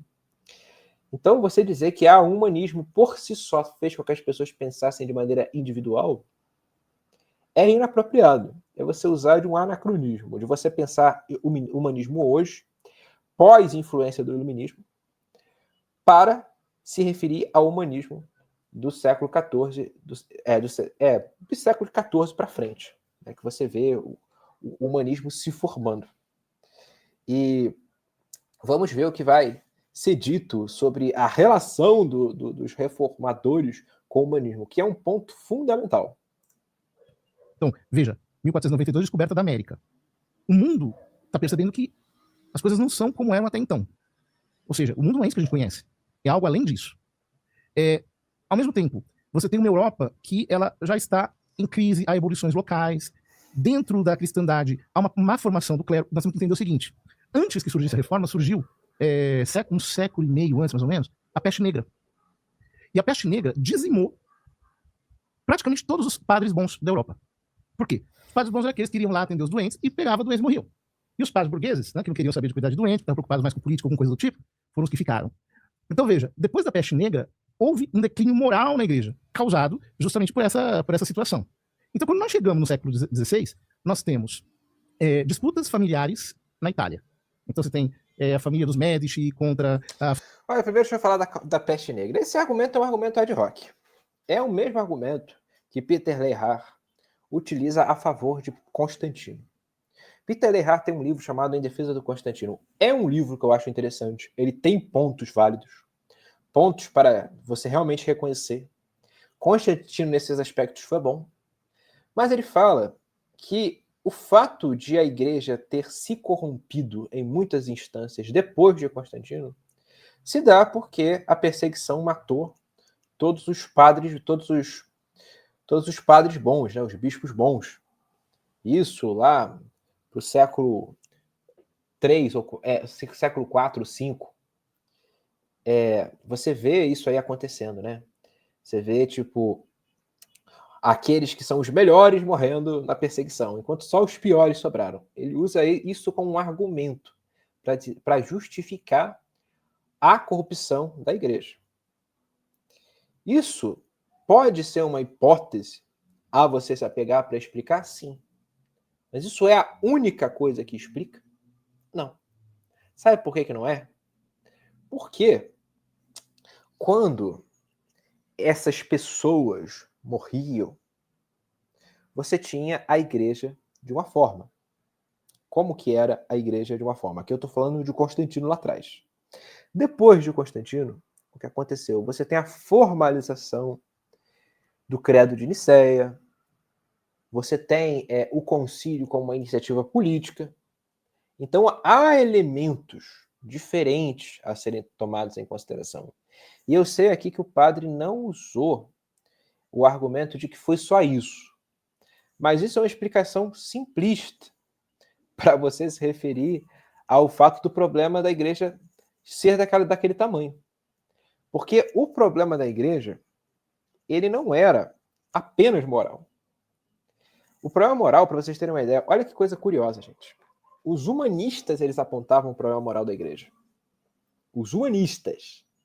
Nós, enquanto protestantes, combatemos os humanistas, os protestantes reais. Nós entendemos que o humanismo, ele é um problema.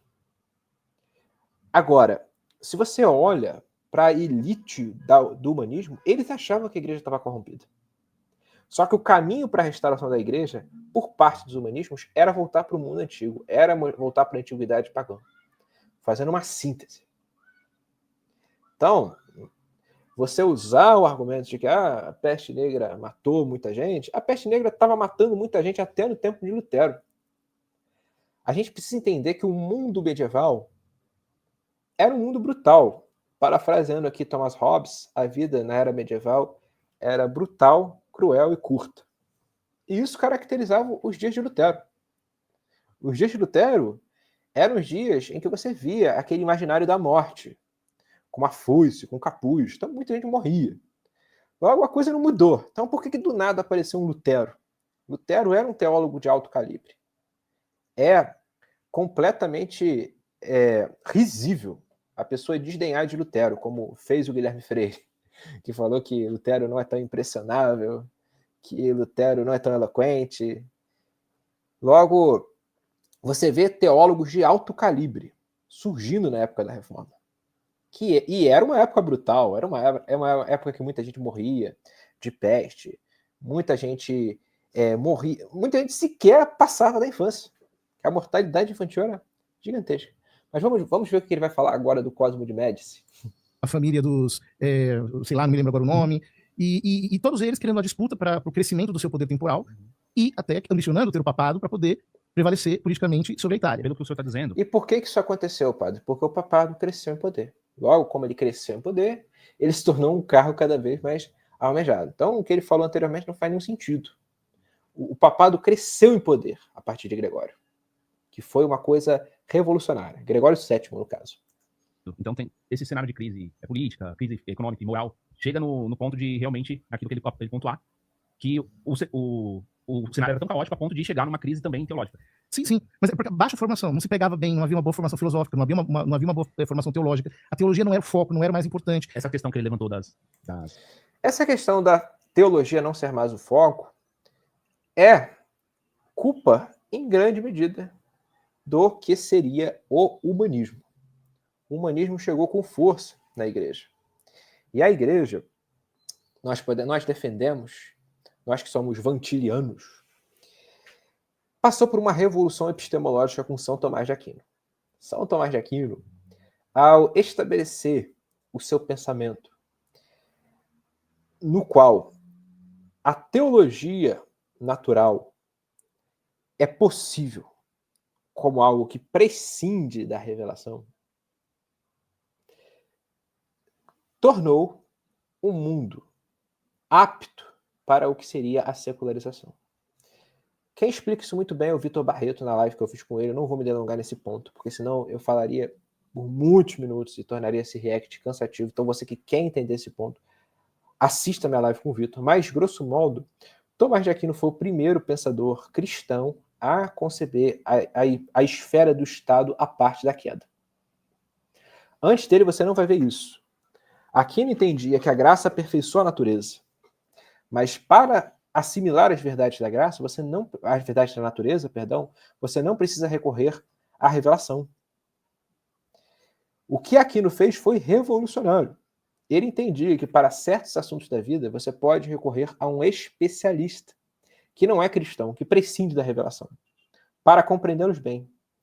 Tomás de Aquino entendia que havia virtudes que são comuns ao cristão e ao não cristão.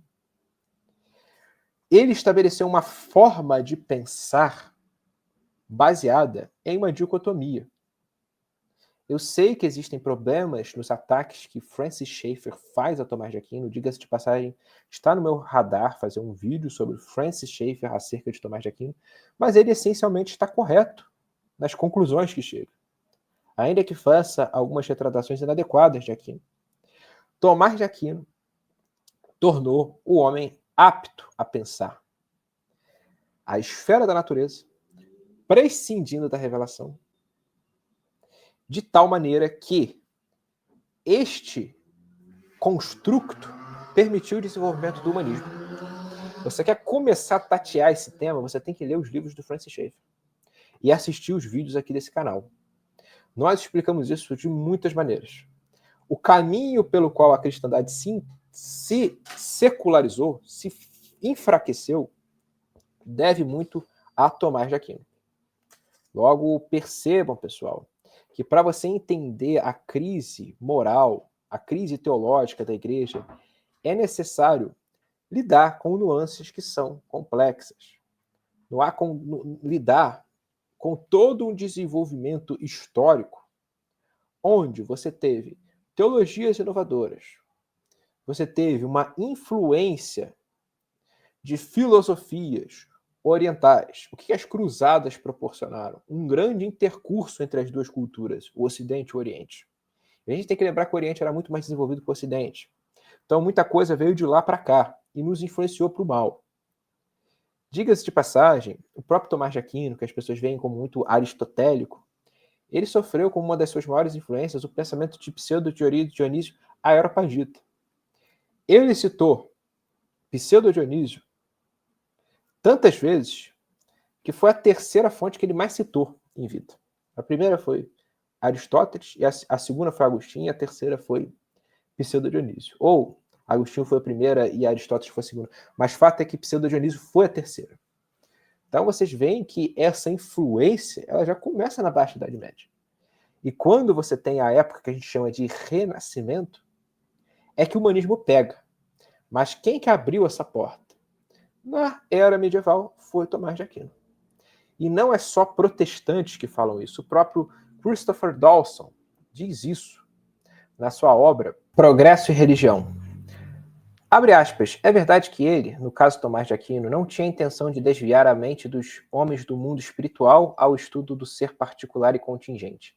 Seu ideal filosófico, como Pere Rousselot mostrou, é enfaticamente um intelectualismo.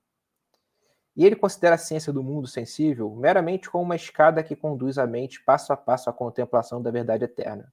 Ainda assim, a nova apreciação dos direitos da natureza e da razão que sua filosofia envolvia marcou um ponto de inflexão da história do pensamento europeu. Isso aqui é um historiador católico romano falando sobre Tomás de Aquino. E ele não é o único. Você tem Francis Schaeffer, ainda que tenha as suas imprecisões, você tem Hermann Dorbach, há fontes, há outros historiadores que vão defender isso. Então percebam que é um processo um tanto complexo esse caminho de secularização da cristandade. Vamos continuar. As pessoas, as indulgências e dos... A questão das indulgências é uma questão um pouco complexa, Controversa também. porque teologicamente ela precisa ser bem quadradinha pra gente entender o que são. Tá. Controversa também. Você vê que o Fofanta ele não está aqui para debater, né? Ele está aqui para uma conversa entre amigos. Mas o fato é que o Papa queria construir a Basílica de São Pedro e precisava de dinheiro. Então ele levantou uma oferta na cristandade e ofereceu uma indulgência a quem contribuísse com essa oferta. Então, os pregadores de indulgências, alguns deles exageraram. Um deles foi o Tetzel, que foi o que escandalizou Lutero. Porque ele dizia que quando a moeda tintila no fundo no fundo do cofre, a alma sai do purgatório e vai para o céu. Não é isso. A doutrina católica nunca ensinou isso. Pelo menos não é uma doutrina oficial que vinha do Vaticano.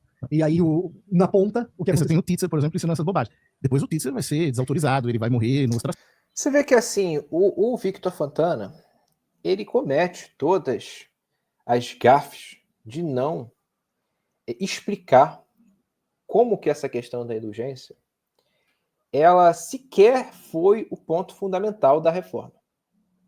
E aqui ele dá razão ao padre para minimizar esse erro. Eu volto a dizer, eu entendo que a indulgência foi o ponto fundamental da reforma? Não. Foi talvez a pedrinha que precisava cair para produzir uma avalanche. Mas existiam questões muito mais fundamentais. E aqui ele vai tentar minimizar, né, o que Lutero fez. E os dois estão muito de acordo. Você vê que não existe um clima de debate aqui. Aqui é uma conversa amigável. O que é muito triste, né? Você vê que o Victor Fontana, que é uma pessoa inteligente, poderia fazer uma defesa do protestantismo, poderia apontar os erros do catolicismo romano. Mas ele se preocupa mais em estar bem do que em ser fiel a Deus e à própria confissão de fé. Assim, Isso eu acho uma coisa importante de se dizer, padre, que dentro desse contexto todo, que é um caldeirão efervescente, as crises são múltiplas. É o momento de Copérnico, de Galileu Galilei.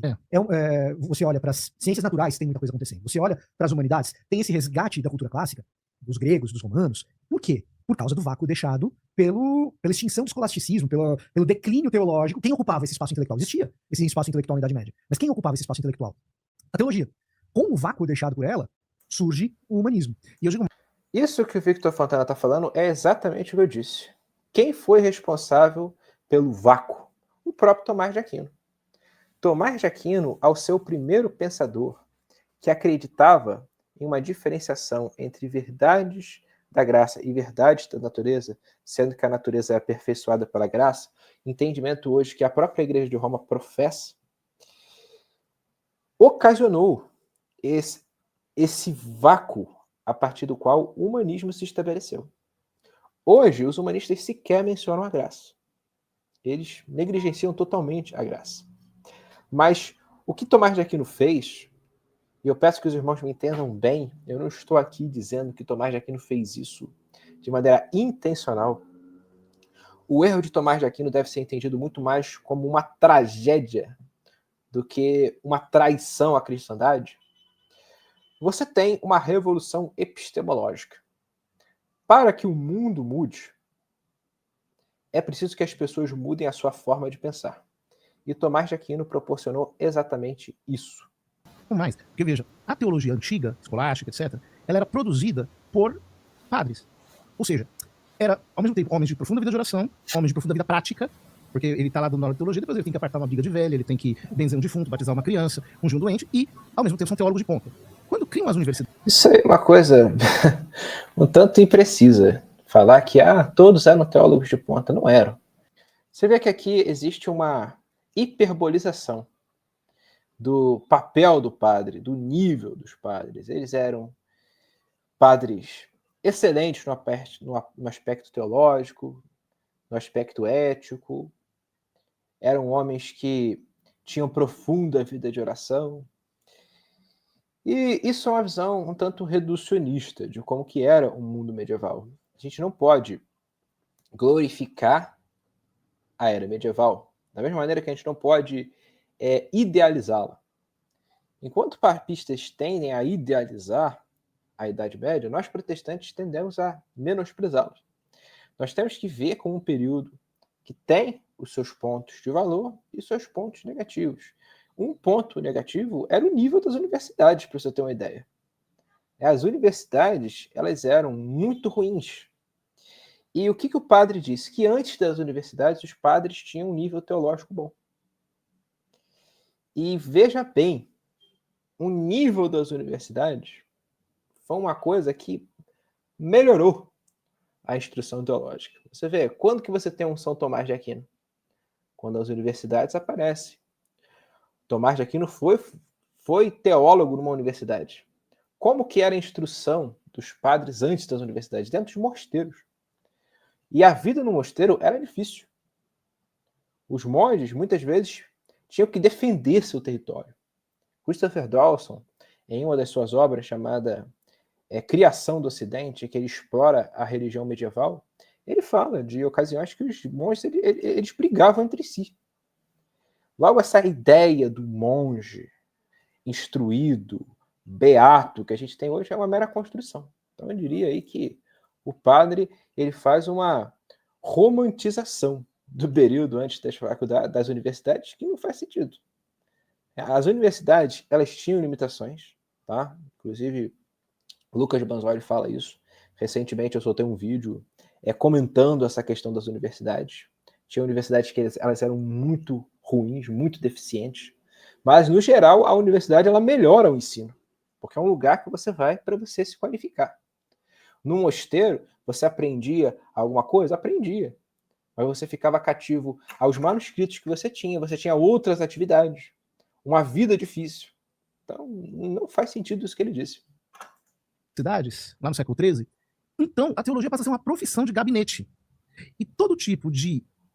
eu não queria utilizar uma palavra muito ruim, mas todo tipo de exorbitância, de excogitação, de excentricidade intelectual passa a brotar na teologia.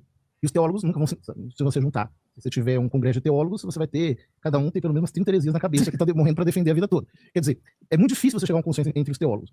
Esse é o clima, mais ou menos, que existia ali. As universidades europeias estavam dominadas pelo nominalismo, que é uma degenerescência da filosofia aristotélica, pelo essencialismo, por outras doutrinas similares. Olha, eu não vou entrar muito em detalhe na questão do nominalismo. E eu ainda não fiz nenhum conteúdo aqui no canal para falar do nominalismo. É muito comum você ver os católicos romanos atacando Lutero como um nominalista. E eu admito que existe um elemento de nominalismo no pensamento de Lutero, que é a sua perspectiva sobre o Estado. O luteranismo ele tem a visão teológica dos dois reinos. Você é um cidadão do céu e um cidadão da terra. Há elementos da realidade que estão sujeitos ao livre-arbítrio do homem. Isso é um erro. É um elemento de nominalismo do pensamento de Martinho Lutero. Quem aponta isso é Jean-Marc Berthaud, na sua obra O Combate Central da Reforma. Uma obra magistral que eu recomendo fortemente que vocês leiam. Foi traduzida pela editora Monergismo.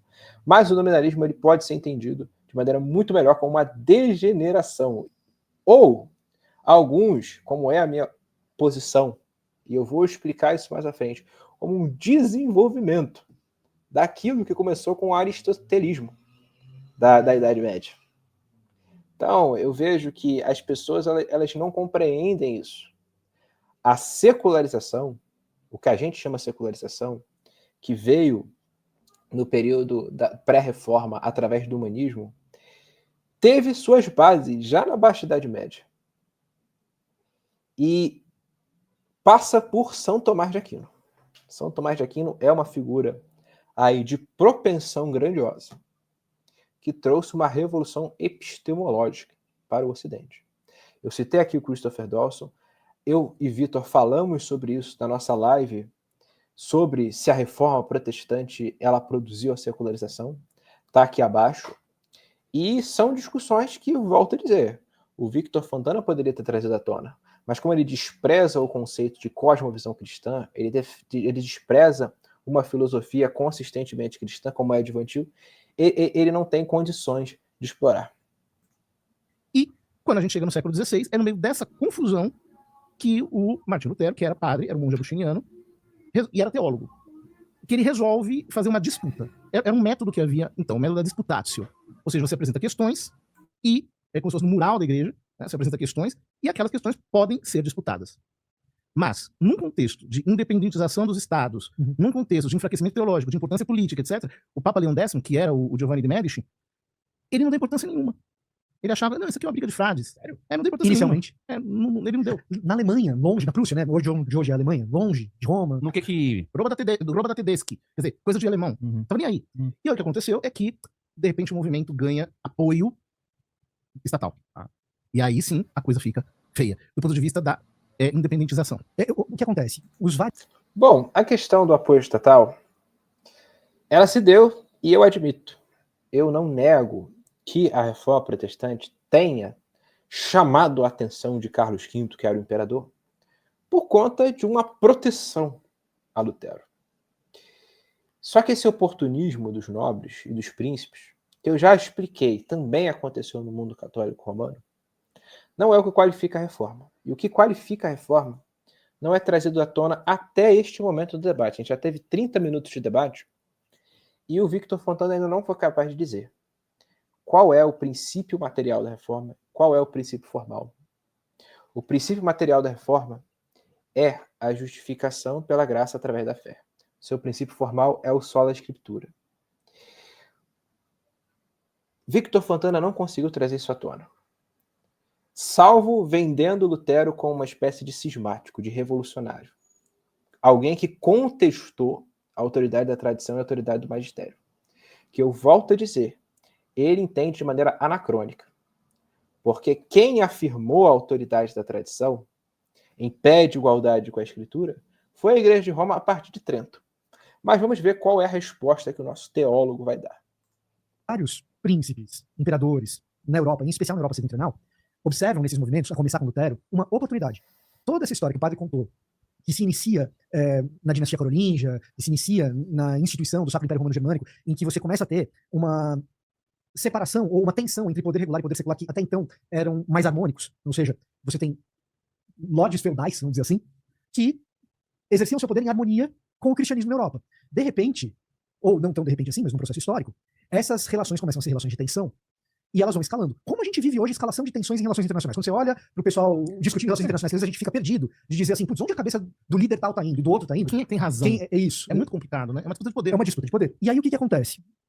Esses líderes estatais enxergam nos reformadores uma oportunidade. Uma oportunidade de dizer assim, poxa vida, agora eu tenho um contraponto. Se eu já não tinha poder para ordenar bispo, agora eu volto a ter. Por quê? Porque eu vou ter outra igreja aqui para ordenar o bispo que eu quiser. E aqui eu tô, de novo, isso é uma super simplificação, mas é mais ou menos a tônica do que está acontecendo ali.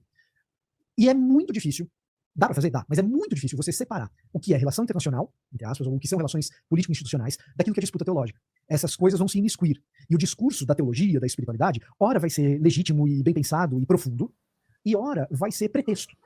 Fazer a separação de quando o cara está usando a teologia como pretexto para fazer o que faz, e quando aquilo é um uso legítimo da teologia, fazer essa separação não é um exercício simples. E onde que o Lutero tá nesse grupo? Bom, isso que o Fontana falou sobre saber fazer a separação entre política e teologia é algo que, de fato, tem a sua complexidade em ser feita? Tem sua complexidade em ser feito. Mas para você entender a reforma, não basta você simplesmente ir para a história. Você tem que ter uma cosmovisão capaz de escrutinar a história. Qual é o sentido da história? Qual é a verdade? A partir disso, a partir desses pressupostos, é que eu me engajo na compreensão do fenômeno Reforma Protestante. Ah, Gabriel, mas isso vai enviesar você na hora de entender a Reforma Protestante. Não, se você entender cosmovisão cristã de maneira correta. Se você entende cosmovisão cristã de maneira correta, você é apto para entender que a verdade é clara. Ela é divina. Ela vem de Deus. Nós conhecemos a verdade a partir da palavra de Deus. O que foi a Reforma Protestante? Foi um retorno à palavra de Deus. O princípio formal da reforma, o sola escritura, foi defendido. Então, o sola escritura, que é o princípio formal da reforma protestante, ele deve nos guiar, até mesmo na nossa análise sobre a história. É por isso que eu sou vantiliano. Eu professo a filosofia do Dr. Cordélios Vantil, porque é uma filosofia que procura ser consistentemente bíblica e confessional. Os pais da igreja eram fiéis à autoridade das escrituras. E Lutero foi fiel à autoridade das escrituras. Isso significa que ele não tenha cometido nenhum erro? Que os reformadores não tenham cometido nenhum erro? Que a política não tenha de alguma maneira, influenciado algumas coisas? Não. Nós temos que ser honestos de reconhecer. Existiu muita política no meio da Reforma Protestante. Mas, em nenhum momento, o senhor Victor Fontana traz à tona o verdadeiro objetivo da Reforma, o que foi a Reforma. Ele abre infinitas concessões para o seu adversário, que usa dessa oportunidade para se vender como alguém que tem uma relação amistosa com os evangélicos. O padre José Eduardo, meus amados irmãos, não tem uma relação amistosa com os evangélicos. Ele já entrou em controvérsias com muitos apologistas protestantes e evangélicos. Já foi, inclusive, chamado para debates por alguns. E ele recusou, não foi. Mas com o Fofanta ele foi. Por quê? Por que será que com Victor Fontana ele vai no debate e não com outro apologeta mais direto, mais incisivo? Então, aí é que tá. Quanto que Lutero tinha a intenção de ter a sua própria igreja? Isso é um alvo de debate. Quer dizer, eu acho que Não é alvo de debate. Lutero não queria ter uma igreja sua. Olha o que Lutero diz, gente. A primeira coisa que peço é que as pessoas não façam uso de meu nome e não se chamem luteranas, mas cristãs. Que é Lutero? O ensino não é meu. Nem fui eu crucificado por ninguém. Como eu, miserável saco fétido de larvas que sou, cheguei a ponto em que as pessoas chamam os filhos de Deus por meu perverso nome. Isso aqui é Lutero falando. Lutero não queria uma igreja para chamar de sua de maneira alguma. E eu sei que a fala do Fontana pode ter sido, não no sentido de que Lutero queria ser um novo papa, mas ter uma igreja separada. Ele não queria. Ele queria reformar a igreja católica. Só que o que aconteceu com Lutero? Ele foi excomungado da igreja. Então, para início de conversa, quem rompeu com Lutero foi a igreja católica, por tê-lo excomungado. Lutero disse que só se retrataria se fosse convencido pela Escritura. Coisa que a Igreja de Roma não foi capaz de fazer. E ela não é capaz de fazer até os dias de hoje. Roma não convence ninguém pelas Escrituras. Porque ela nada mais é do que a antítese à supremacia das Escrituras. Roma é um cristianismo sincrético. Um cristianismo que consiste em uma síntese entre a verdade de Deus e o paganismo. um deslocamento de intenção. Quer Ele começa de um jeito e determina. Por exemplo, eu acho que no começo ele não achava que ia dar isso tudo. Tá? Ele achava que era uma disputácia teológica tão somente. O que faz bastante sentido, já que ele tem uma igreja relativamente pequena. Aproveita também e comenta o seguinte: o que ele realmente defendia? Porque uns falam que, por exemplo, ele defendia a comunhão com os santos, a intercessão de Maria, e outros dizem que não. Tá, então vamos lá. O que Lutero... Alguns temas não estavam claros nem para Lutero. Hein? Isso. Alguns temas não estavam claros nem para Lutero, e existem 3 coisas, Júnior, que eu vou usar aqui, um amigo meu luterano, uma frase de um teólogo luterano amigo meu, para poder fazer justiça à tradição deles, tá? O Alexander Stahlhofer, ele é diretor da Faculdade Luterana de Teologia. Ele fala assim: uma coisa é Lutero, outra coisa são os luteranos. Isso é uma coisa importante. E não existe um Lutero só. Lutero, ele transiciona de pensamento. Eu não tenho tanta certeza quanto as intenções dele de início da reforma para fim da reforma, mas de pensamento, Lutero muda de posições ao longo da carreira. Vou te dar um.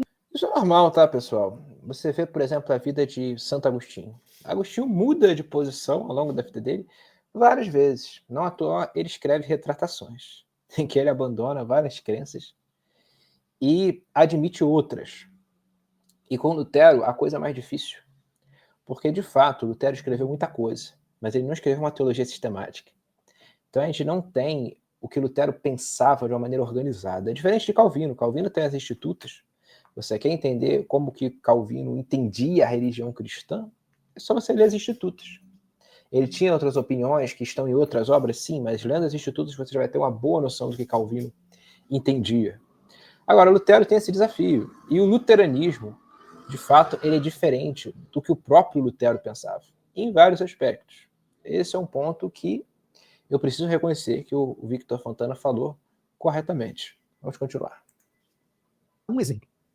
No começo da carreira, Lutero rejeitava o livro de Apocalipse. Ele considerava o livro de Apocalipse uma excentricidade dentro do cano. Mas é a opinião dele.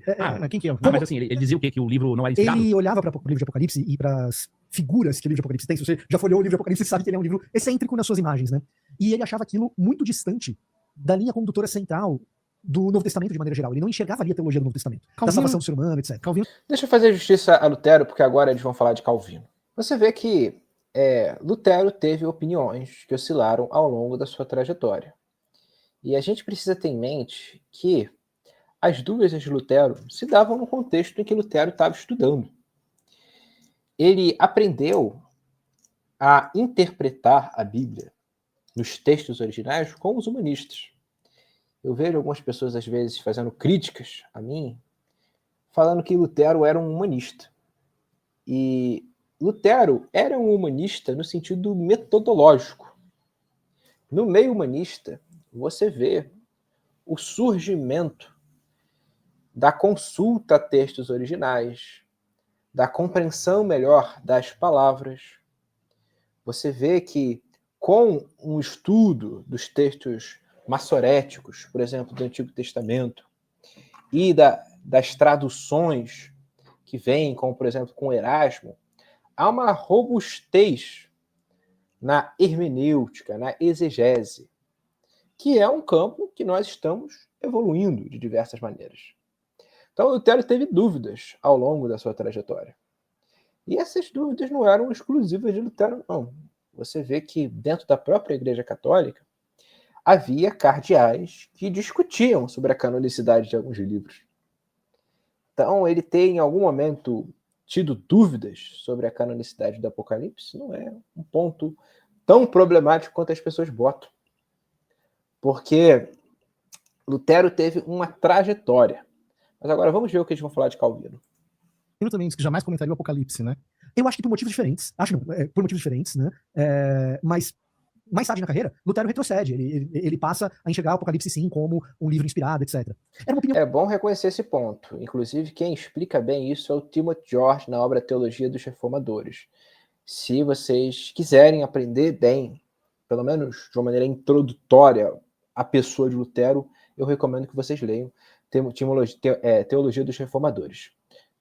E o pessoal dele. Isso é outra coisa. A Epístola de Tiago também, A Epístola de Tiago acho que é a mais famosa, pela notável tensão que Tiago tem com uma justificação pela fé muito radical, que a gente encontra mais em Paulo. Então, é uma conciliação que na teologia luterana é mais difícil de fazer. Em Calvino, nem tanto.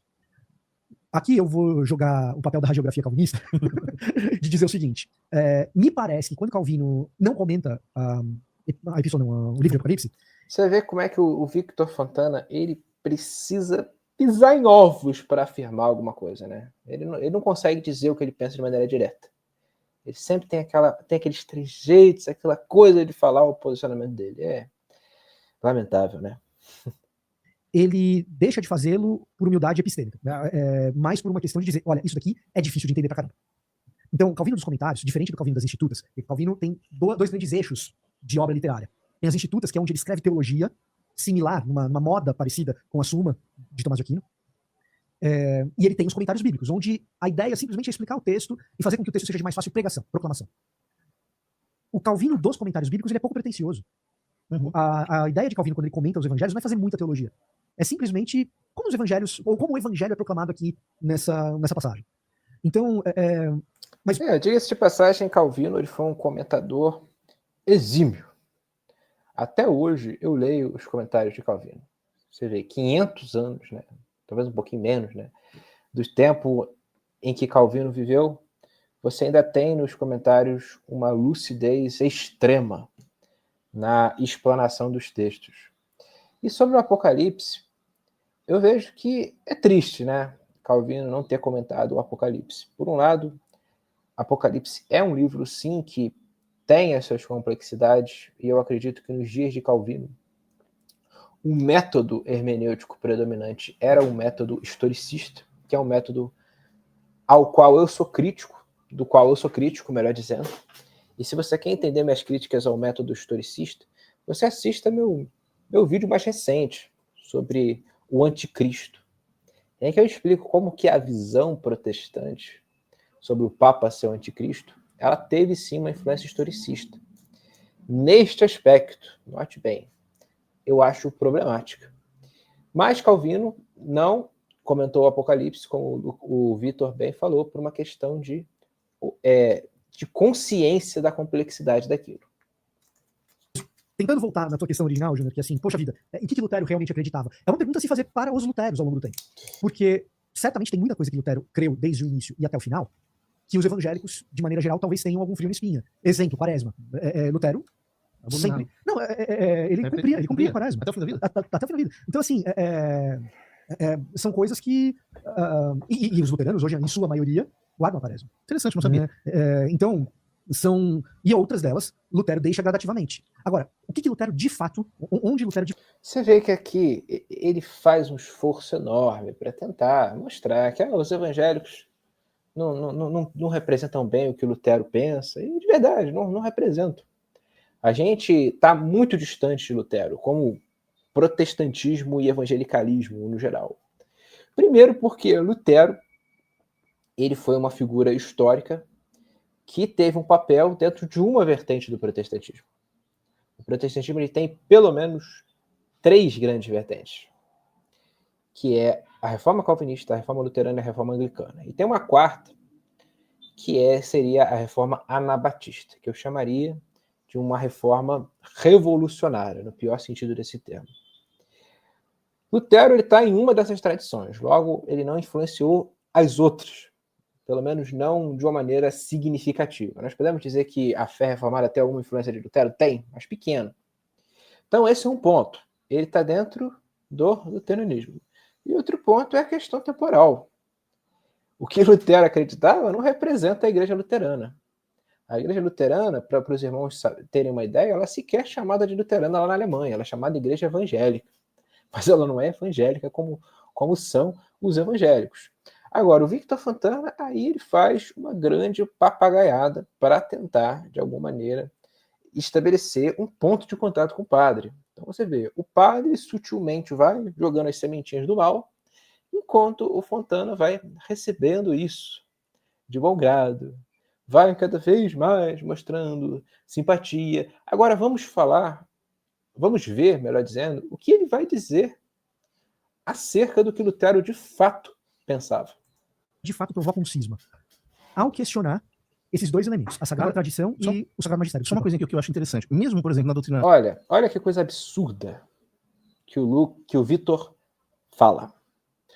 O Fofanta aqui disse que Lutero ele foi um revolucionário em romper com a tradição e com o Sagrado Magistério. Isso está errado, Victor Fontana. Está completamente errado. Quando Lutero rompe com o magistério de Roma, ele rompe com uma autoridade corrupta. E ele tem bases para afirmar isso. Lutero chamou o Papa de anticristo. A Confissão de Fé de Westminster também chamou o Papa de anticristo. Os presbiterianos chamaram o Papa de anticristo. O protestantismo é antipapista. Ele crê na Igreja Católica, mas ele repudia o papismo.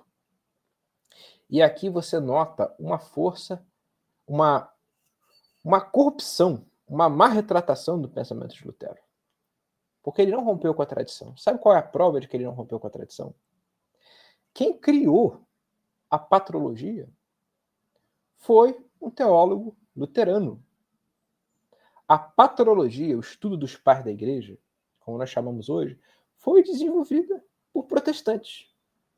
Então os papistas hoje eles falam que a gente que é protestante não sabe a patrística, que os evangélicos não sabem a patrística. Muitos não sabem mesmo. Mas é um legado que a gente tem que resgatar. Por isso que ultimamente eu tenho falado tanto de patrística, tenho falado de Agostinho, tenho falado sobre as doutrinas da igreja primitiva, para desconstruir essa perspectiva equivocada que tanta gente tem, inclusive o Fofanta. Você vê, o Fofanta, aí ele está simplesmente admitindo a narrativa católica romana, de que Lutero foi um cismático, de que ele rompeu com a tradição e rompeu com o magistério. Isso está absolutamente errado. Em nenhuma circunstância isso pode estar certo. Lutero, ele se colocou contra uma igreja corrupta, humanista, que era norteada por um princípio pagão, e para isso ele se esmerou na própria tradição.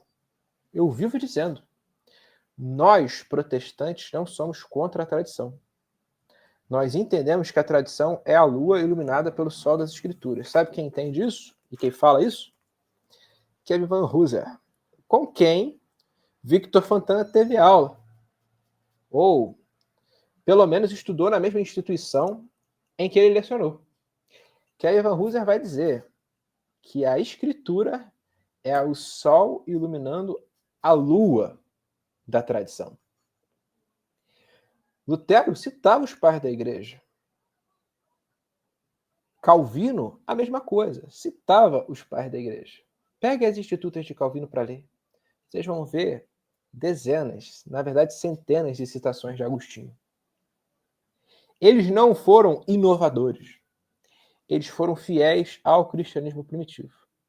Se você for olhar as raízes intelectuais da Reforma Protestante, você vai ver o agostinianismo. Os protestantes foram os seguidores fiéis de Agostinho. Você vai ver o movimento conciliarista, que foi um movimento que procurava reformar a igreja, retornando ao cristianismo primitivo.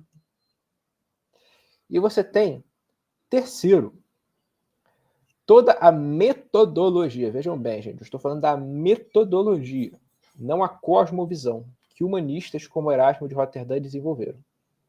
Que eles permitiam ir às fontes, entender que a Igreja Católica Romana sustentava interpretações da Bíblia que eram erradas, que eram fraudes, que eram mentirosas, muitas vezes. Às vezes, isso não aconteceu de forma deliberada, a pessoa não foi simplesmente desonesta. Mas isso aconteceu em alguns casos. Aconteceu, de às vezes você ter uma interpretação da Bíblia que não se sustenta no texto original. E de onde é que isso vem? Isso vem de uma crítica humanista, que Lutero absorveu. Mas ele absorveu essa crítica humanista para combater os elementos de engano dentro da igreja. Ele não aderiu à filosofia humanista, porque se ele tivesse aderido à filosofia humanista, ele teria traído a fé. É correto a gente dizer que a Reforma Protestante foi um movimento anti-humanista, porque enquanto o humanismo ele acreditava num antropoteísmo, numa divinização do homem, a Reforma Protestante entendia o homem como depravado.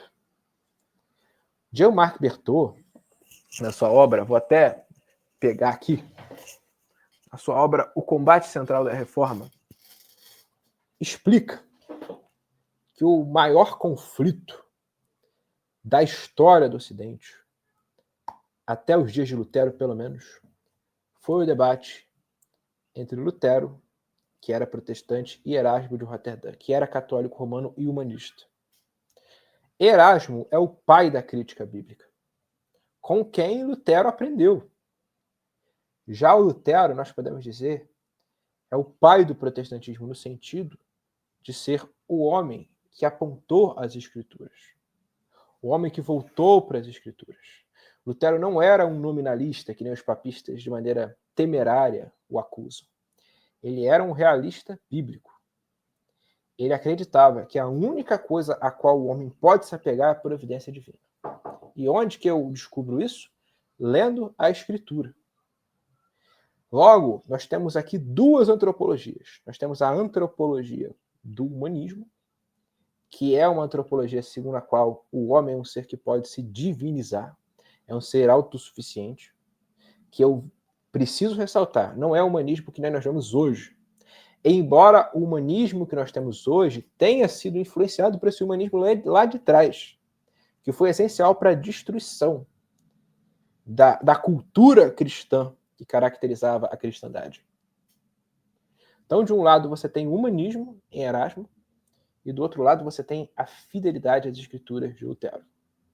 Se você não entender isso, você não entendeu a Reforma Protestante. E eu posso dizer categoricamente, a gente já está aí com 2 horas e 4 minutos de react, Victor Fontana não entendeu a Reforma Protestante. E esse debate no qual ele foi compadre, que eu não vou reagir inteiro, porque são 3 horas e 45 minutos, e é extremamente cansativo fazer esse react, eu digo que ele fez um desserviço para a fé cristã, especialmente para a fé reformada que ele professa.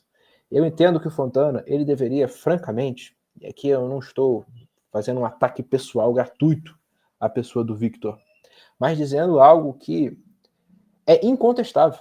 Victor Fontana deveria sair da igreja presbiteriana, fazer outra igreja, congregar em outra igreja, porque o que ele faz é um desserviço para o presbiterianismo.